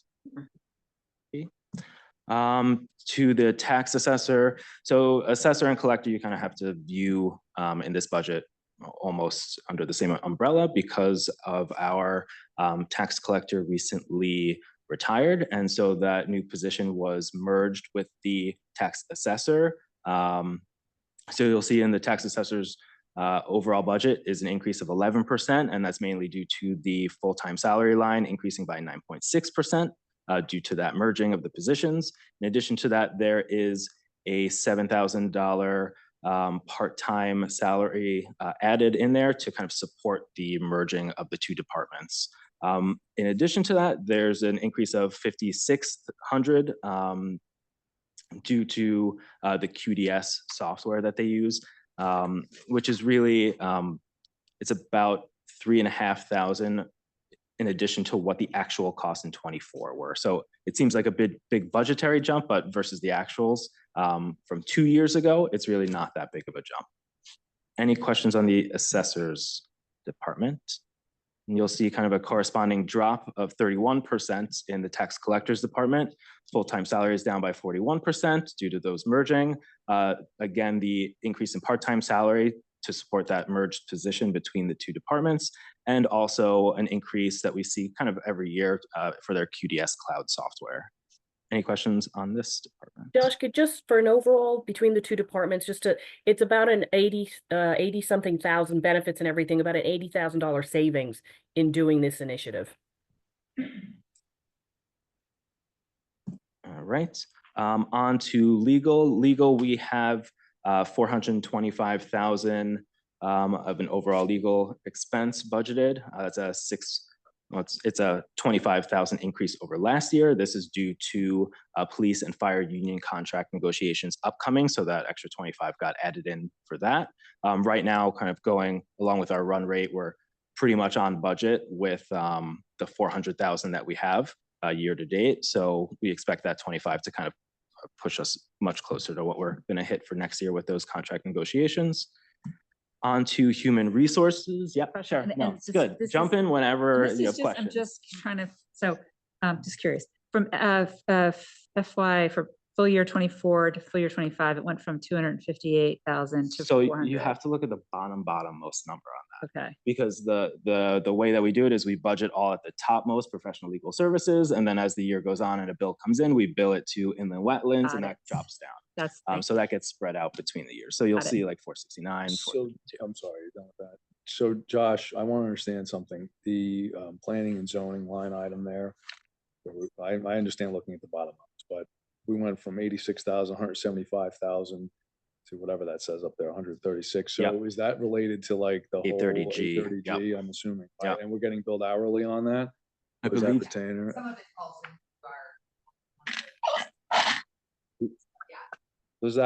does that, just one follow-up question. I just don't know the thank you, if you wouldn't mind, yeah. Very, very simple, quick question. We can move on, unless someone wants to talk about it. I just want to understand, I'm not tracking that status of that litigation. Is it forecast to go on another year, 2 years, or? Yes. It is, okay. Oh, so, yes. yeah. Yes. I Yes mean, and yes. appeals and everything, okay. You know, I know he had some adverse ruling, he did, or Yes. the town had favorable rulings. Right. But I'm There's- assuming it's gonna roll. There's continued, appeals of our wins, so it's just an ongoing, Okay, we continue to fight and, we will continue. so, okay, so we can then expect to see similar type numbers at least for a Yeah, little while. I'm trying to be very judicious in how we use our attorneys. I mean, I'm very careful about it, but at the same time, there are certain things that I just need them to really continue to work on. And this is one area, I'm not going to pull back on. Yeah, no, 100%, understood. Thank you, that's all. I understand how like expensive lawyers can be, right? Mike? It works for me. All right. Thank you, Josh. You can move it along. No, of course. On to the HR department. So HR sees a 9.1%, and this is really entirely due to the restructuring of that HR generalist position. With that factored out, it's a 1.8% increase year over year. They're seeing a decrease in their payroll processing through ADP, just to the new contract is taking effect, and that's actually seeing some savings on the state and drug and alcohol testing lines. Just to reflect past actuals, and an increase of $2,000 in their training line. HR pretty much supports a lot of other departments that may not have training in their budgets. If they don't, they go to HR and they're helped there. So this 2,000 kind of supports various departments throughout the town. IT. So IT is kind of the one outlier here, and that's due to really one major thing, and that's service contracts. So IT sees a 21.69% increase year over year of about 134,000. And of that 134,000, 115,000 is due to service contracts. So, and I'll break down kind of some of those increases for you. Darktrace, one of our cybersecurity initiatives, was 65,000. That was previously in our capital budget. And now that kind of main initiative rolled off, and now we're in kind of the ongoing service contract phase of that moves from capital into our operating budget. So that's a line that, we have to have cybersecurity from an insurance standpoint, and so that has to get rolled up into their account. There's increases in OpenGov as well, 5,000 this year.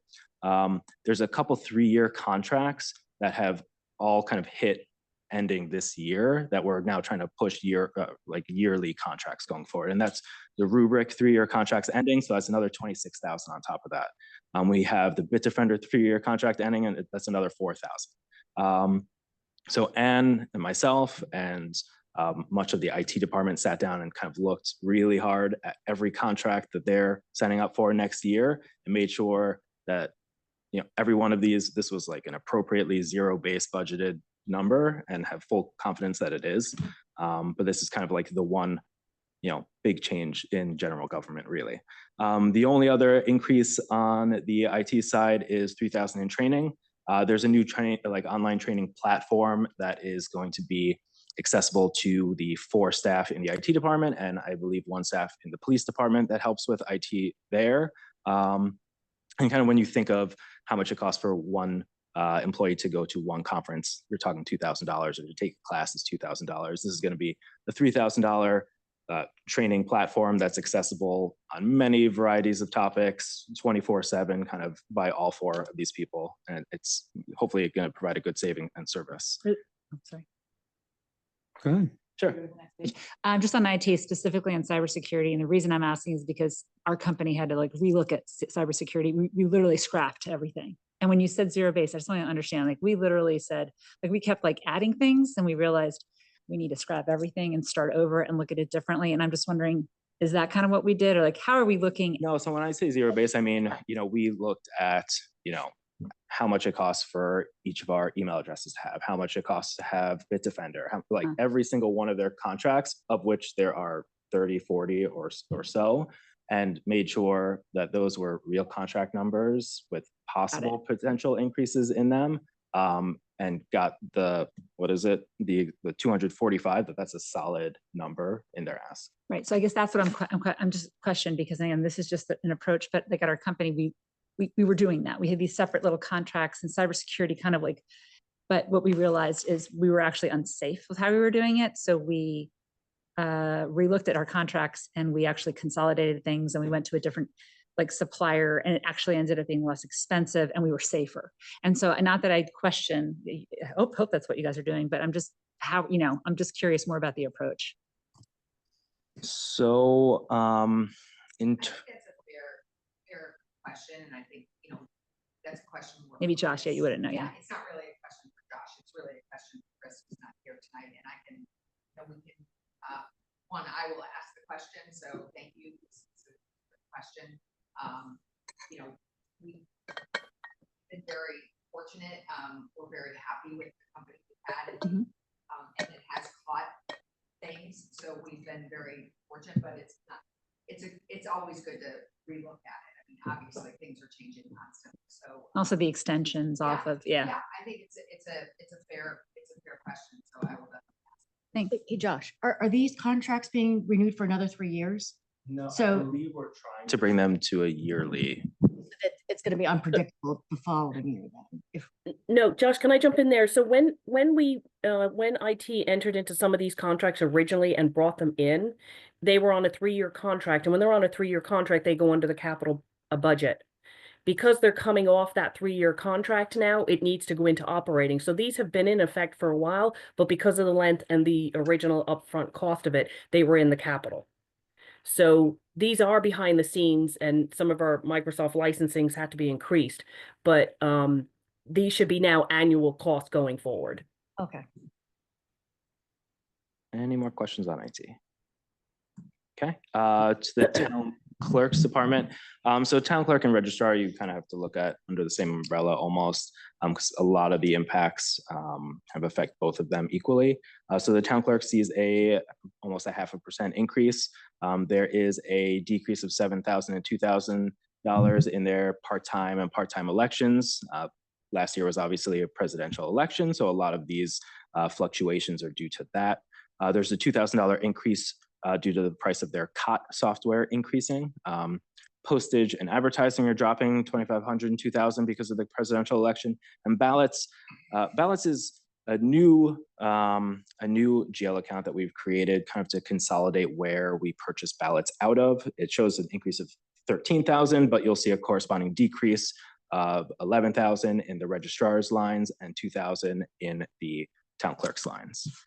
Any questions for the town I clerk? do have a question. When are we getting new voting machines? I know they're in the works, and I know they're planning to have some training for it within the next year or so. I don't have the exact timeline. I can find that out for you though. Did we I know- order them? What's that? Did we order any? That I don't know. I can find that out. I know there's also a new online registration database that they're gaining training on as well in the next year or so. I can find that out for you.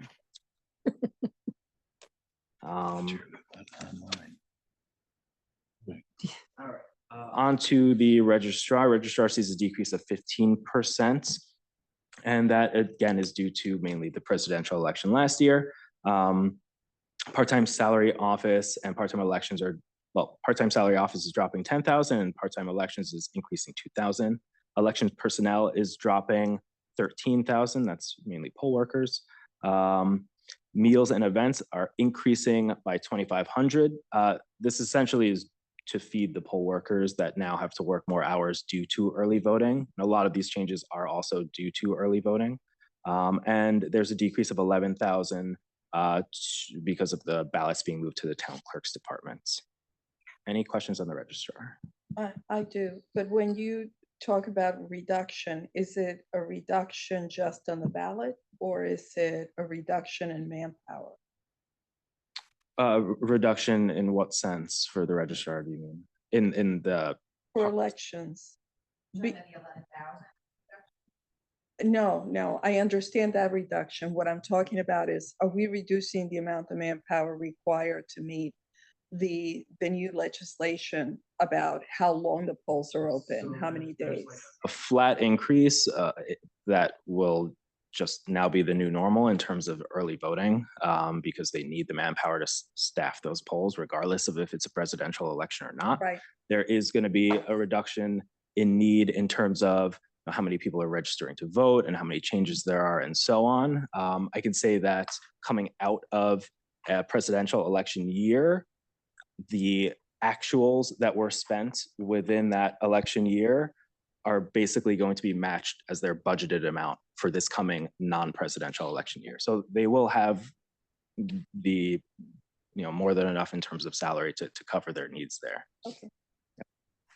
On to the building department. Building is seeing a minus 1.6%.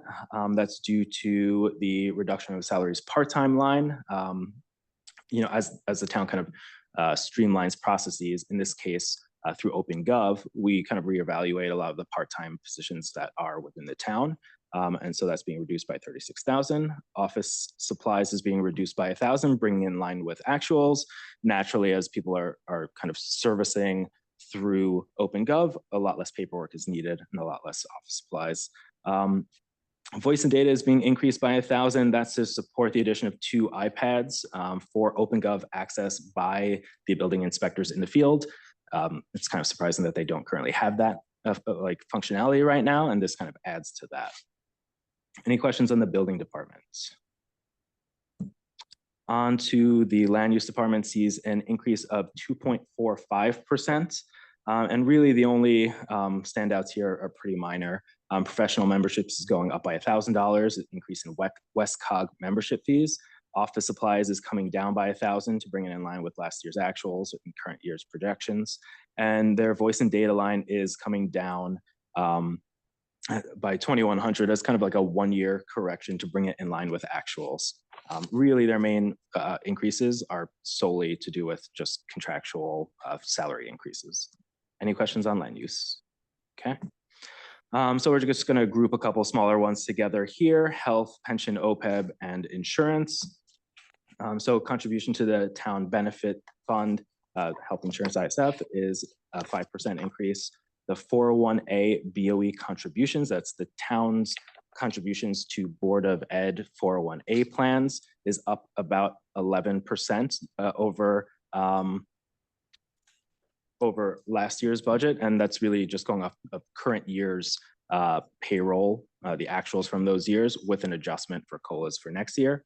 The wellness account is going up 15,000. There's a wellness fair that takes place every other year that was previously split with the Human Services Department, and that's being brought fully into this budget.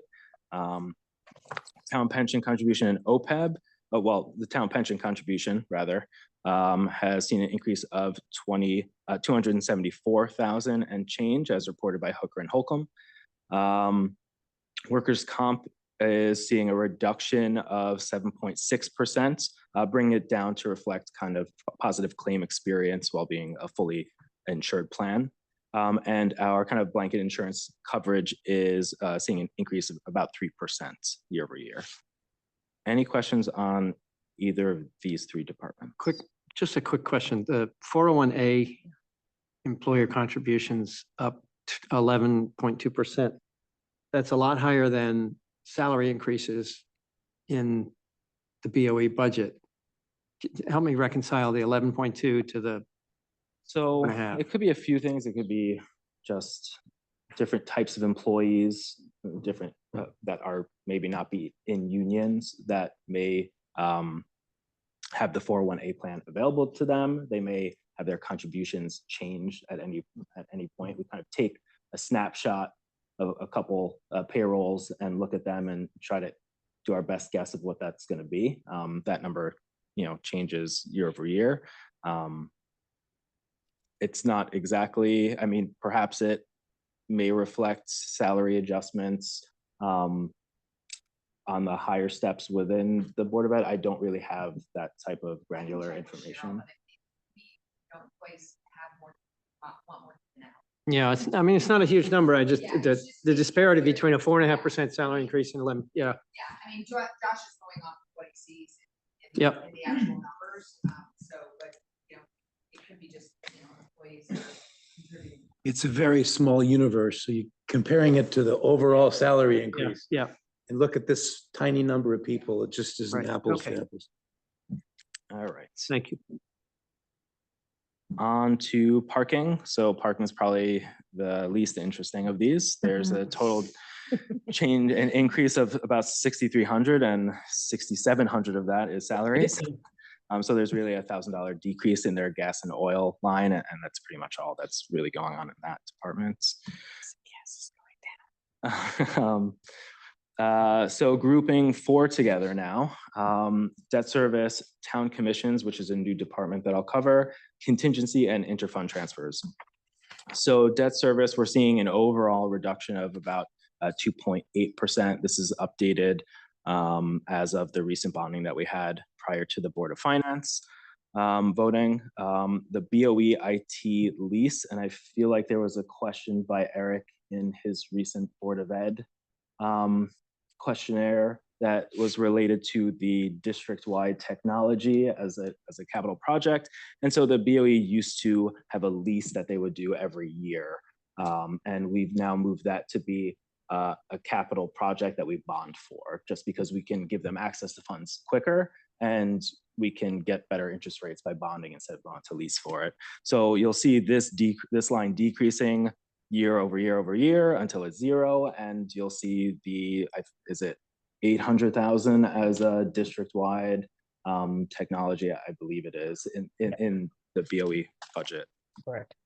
So also, we've kind of created a new department called Town Commissions because there had been, a Utilities Commission department, a Conservation Commission department, and so on. And so now we've consolidated into one place. And so this department represents three asks. One is the Utilities Commission, which is kind of a brand new ask of 27,000, which is for technology assessment of the town network and network modeling, as well as workstation hardware, software to kind of to make that possible.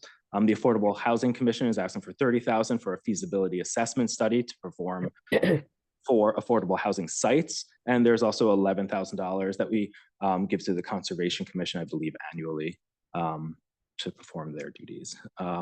To contingency, we have the salary contingency of 341,000. That number includes a few different things, non-union cost of living adjustments, fire steps and COLA, police steps and COLA. We moved part of that into the fire and police departments since their union negotiations are kind of underway or will be underway next year. And so some of that still lies within the salary contingency line, as well as the 261 budgeted days, which is essentially one extra budgeted day, which actually amounts to a certain number that needs to be put into contingency. The volunteer tax abatement is 80,000, which is an increase from last year of about 17,000, and that's really to just reflect what the actuals have been, what the volunteers have been kind of asking of us. Operating transfer, that's the tax supported capital transfer. I guess it's up 88,000, but it is 472,000. That number started at about, I think, 1.7 million when we started the budget process. There have been about 200,000 that was pared back in the Board of Finance and more before that. We've offset a lot of that with funds from the tax support capital fund balance and extra duty fund balance and so on. There's in your summary of changes list, there's kind of a breakdown of how we've offset that cost in a lot of different ways. Any questions on any of these? Okay, and that's onto the revenue side of things. We have a couple departments that have revenue. Finance department, we're seeing a projected decrease of 5% revenue, and that's mainly driven by the interest on investments being reduced from 2 million to 1.8 million. This is anticipated market conditions. In the coming year, that's an average of 3 forecasting methodologies by our treasurer. Grants, we've kind of updated with what we received in the governor's biennial budget. You'll see that they pretty much net out to, I think, a slight decrease, but they kind of rearrange between lines a bit within the budget. And there's an $82,000 increase due to the closure and integration of the rental property fund into the general fund, into the finance department. The auditors like when we close these smaller funds, and so this kind of reflects that. And you'll see another bit of it reflected in a couple of slides. Tax assessor and collector, that's really just mainly as a product of what the expense budget is. The assessor just has a state property rebate. That's about $29,000 or so, and that's we get from the governor's biennial budget. The tax collector, obviously, that's a plug number that makes the mill rate work. So, that fluctuates as the operating budget fluctuates as well. To the town clerk's office. So town clerk conveyance fees we've been seeing doing really well this year. So she's felt comfortable increasing that budget by about $100,000 to reflect those trends. And she's kind of followed suit with some of the other revenue lines, adjusting them to follow the FY24 actuals and the trends that we've seen this year. It's a decrease in MERS, an increase in Vital, and a decrease in copier revenue. Any questions on these? Marriages are up. It's good, yeah. Yeah. So Josh, if I may, the numbers that you have of conveyance fees, that's the portion that comes to the town. It doesn't include what goes to the state. Okay. I can't tell you the number, but I know it's a lot higher. I know. Yeah, just want to make sure. Yeah.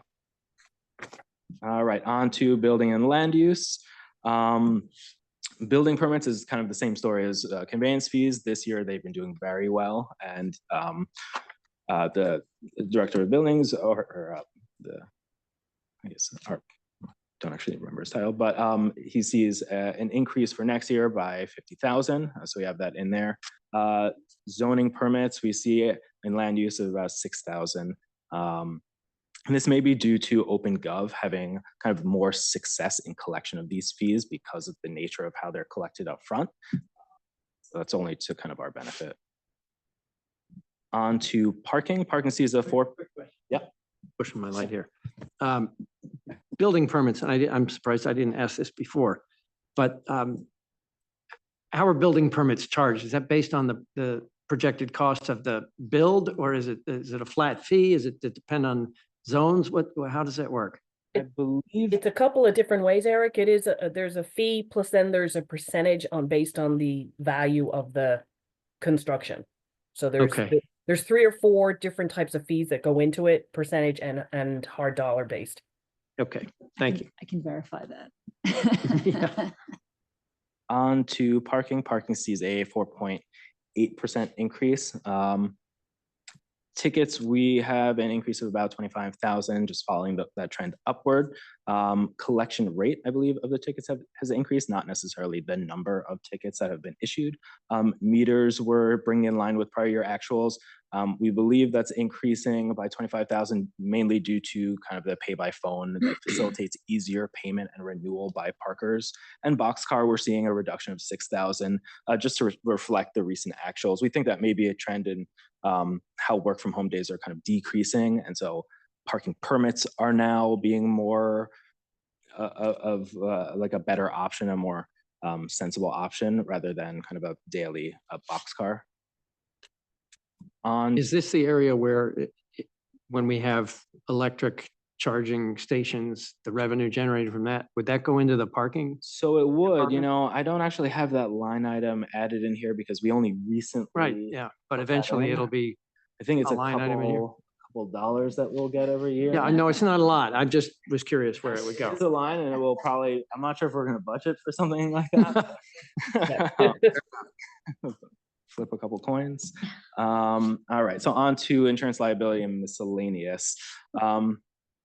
So insurance, oh, sorry. Insurance liability is pretty much blanked out. We had workers' comp offset in there last year, but that's been taken out of the budget because we're seeing the offsets within the departments that the workers' comp is affecting. Members' equity, we don't budget for. Down to kind of the big numbers as the operating transfer in the 2.1 million. That is due to, oh, and I really thought I added it in here. That is due to 1.8 is bond premium. There is, I believe, almost 200,000 in fund balance from the rental property fund that we're closing. And then the rest of it is interest on ARPA funds that are being brought into the general funds. All right. And so to kind of conclude, there's a couple capital projects that are involved in the general government. And mainly that's IT. They have a IT hardware software and a WAN hardware software, 40,000 and 30,000. Those are actually quite decreased from prior years. They were typically 70, 80,000 or so annually, and that's gone down.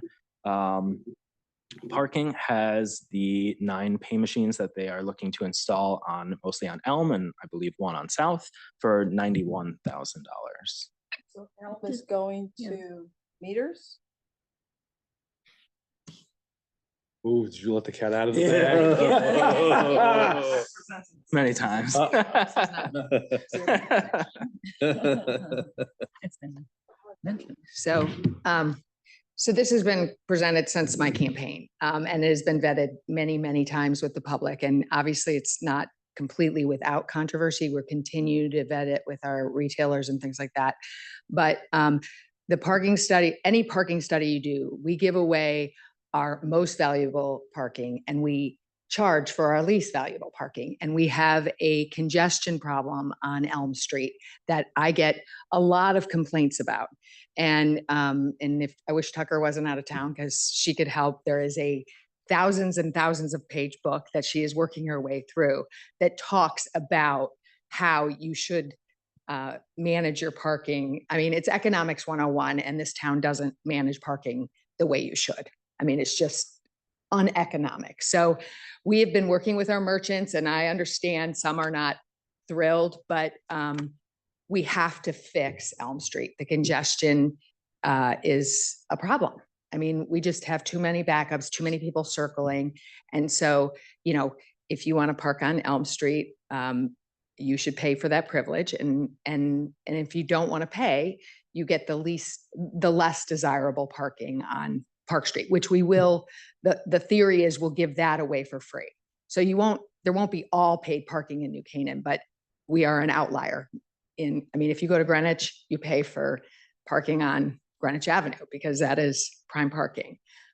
So anyway, it's still being considered, but we would like to have in the budget, and we're still working with our merchants and residents. I mean, we did a survey. I don't know.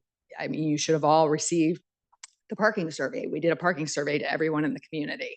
And, you know, this also came out as a, you know, and I brought it to the coffee. I mean, Tom has heard it. Most people don't understand that we do it this way. If anybody, like, I don't know if it's the same thing, this 1,000-page book, but the guy who's the guru on that, he passed away recently. So if you want a truncated version of it, like just Google that and the obituary explains it. I'm completely sold now. Like don't give away the best stuff parking for free. Yeah. Right. Yeah. I mean, I've talked about this many, many times. I am very cheap. I don't want to pay for parking. So I park and walk. And obviously we're still going to have handicap parking. You know, there will be spots for people to park who need, you know, accessibility. But other than that, you know, if you lived in New York City, you'd be walking for blocks to get anywhere. I think we're just used to not having to walk. So it's a change in mindset. We don't live in New York City. It's just odd that we don't pay for Greenwich parking. can do it. We can do it. Yeah, I was gonna say Greenwich does it. Most Westport, you know, I mean, most most towns make you pay for their most valuable parking. So this is congestion pricing. Yeah, it is. It's really to, I would like Governor people to Hochul. avoid Elm Street if they're willing to walk and go to Park Street and just walk It's down. revenue building. Yes. And it will be in keeping with, there's a ramping that's going to be done in the alley between La Pen and the movie theater, so that people who park up in Park Street can bring strollers or delivery trucks. There'll be, there's going to be also, some, what do I want to call it? For delivery trucks, there's going to be a drop off. Yeah, so dollies can go down the ramp and deliver to downtown merchants without kind of having to park and block off areas of town. That's constant. They're huge trucks and they're constantly grabbing up like major spaces and then for a while, yeah. So we're really trying to revamp that area. And I understand change is hard. I do understand that. Is there a plan to offer, I imagine you're not going to put meters at 100% of Elm Street. No. Are there going to, we'll have handicap, will there be an increased number of 15-minute parking spots? We will put some 15-minute spots in. There's still discussion on how that's going to be handled. Merchants that I've talked to. Yeah, of course. Have a lot, most of their customers are 15-minute customers. Yes, but there's going to be a 15-minute option on the bollards. I mean, on the iron mics. You'll be able to pay for 15 minutes. Okay. There's not going to be, you won't have to pay for an hour. But again, if you want the convenience of walk in, you should pay for that convenience. And if not, I mean, Park Street's not that far. It really isn't that far. Oh, I shared with you my own parking Yeah. survey. There's There's never ample there's parking never in no this town. parking available in New Canaan. So I just have a question of the type, because I don't mind the paying part. It's the Yeah. amount of time it takes to Yes. figure out how to do this. And that's really, to be honest, Yes. the inconvenience. Yes. It used to be you just put a quarter in. Yes, And yes. that's Yes. And the screen doesn't work and then the thing Right, doesn't yeah. print And out and that's it's like, I'm here honestly- for 12 minutes and. At upgrade, the price, so Stacy Meltenberg and, has been working with the vendor. She knows the issues with the iron mics that we've had, because I agree with you. I've had issues with those machines myself. So these are upgraded machines. And, so we will be looking at, and she can explain all the bells and whistles, but it will be, there have been two different types and some of them are touch screen so that you don't have to, type things. anything to reduce friction, because you don't want to spend 15 minutes for a 15-minute. Yeah, and of course there'll be a huge public education because the app, the parking revenue has gone up because of the app. I'm not a huge app paying for parking person, but a lot of people are. And so you can add, like if you thought you would only be in town for an hour and then you're actually going to be in there for 2, you can add time just with your app without leaving the restaurant or the store that you're in. That's a huge Yeah, convenience. it's a concept. We still will limit the amount of time because as this parking book talks about, it's all about turnover. So you want people leaving and other people able to come into town and park. So, there's going to be a lot of public education around it. We understand change is hard and we're going to have to make sure everybody comes along. Let me get Maria into the conversation. Maria? Well, I'm just taking advantage of this opportunity, but is it possible to make that first 15 minutes just free so people can run in and run out and not have to fuss with the meters? Is that is that a possibility? There'll be discussion about it, but I would tell you, Maria, that the whole point is to get people won't just stay 15 minutes, and it's going to make our parking people have to be ticketing all the time. And I can tell you that will add to more anger and frustration if people are constantly getting ticketed. So I understand what you're saying, but again, the philosophy is if you want convenience of parking on Elm Street, you should pay for it. Otherwise, I think I'm with Rita. have to walk. The time to pay sometimes can take you 15 minutes. So But if you have an app, it is a public education and we need a convenient app. If you have an app that makes it easy to pay, you could even do it before you get there. That's the education part. That's the convenience of where you're parking and how you pay for it. Yeah. So as you're spitballing and as you're presenting this, I'm like, is there a pass that it's like that you just purchase that you can go in and you pay for on a monthly, like a train pass or a bus pass or something like that, is rather than pay for those 15 minutes is like, hey, I'm committing to X because I go to town every single day and Yeah, I don't know that we could do it that way. complicated, Yeah, but can we increase by 3.5 inches every car spot? that takes away the number of spots, and I can tell you, every spot we lose, we hear about constantly. Okay. Parking, or can we go back to General, capital? that's kind of Is that it? for me, yeah. All right. Are there any questions further for Josh or for Actually, there's just one selectmen? about capital really quick. It said the recurring, and I think I remember this from last year too, and I don't remember the answer, but it seems like it should just be an operating cost, not a capital cost for the recurring software. It's just more of a. So it is truly mostly, I believe, on the hardware side, and these items are items that we, I believe, capitalize as capital assets. Yeah, it just seems odd that it's a recurring cost and it seems more like an operating than it is capital, but. I'm not gonna press this. I'm just curious. Support kind of projects that span fiscal years sometimes. Exactly, yeah. And in that sense, you know, when they're within the operating budget, they evaporate as soon as the year ends. And so when they're in the capital budget, if there's backlog in how long it takes to order 50 monitors when they're redoing all the like computer monitors that we use to log into the servers, it's okay if there's a longer lead time on them. And it's kind of unpredictable in that sense. And just in the sense of allowing their projects as a department to span multiple fiscal years. But I do understand, you know, if they does come up annually. Well, that's why it's been reduced, because a lot of those, you know, service contracts like we had seen get brought into their service contract line instead of coming out of this where their projects kind of had initiated. Okay, any other questions for Josh? Anything else? Okay, I think we're done for the night. Thank you, Josh. Got a motion to adjourn. Eric and Kim seconded, and we're done. Thank you, everybody.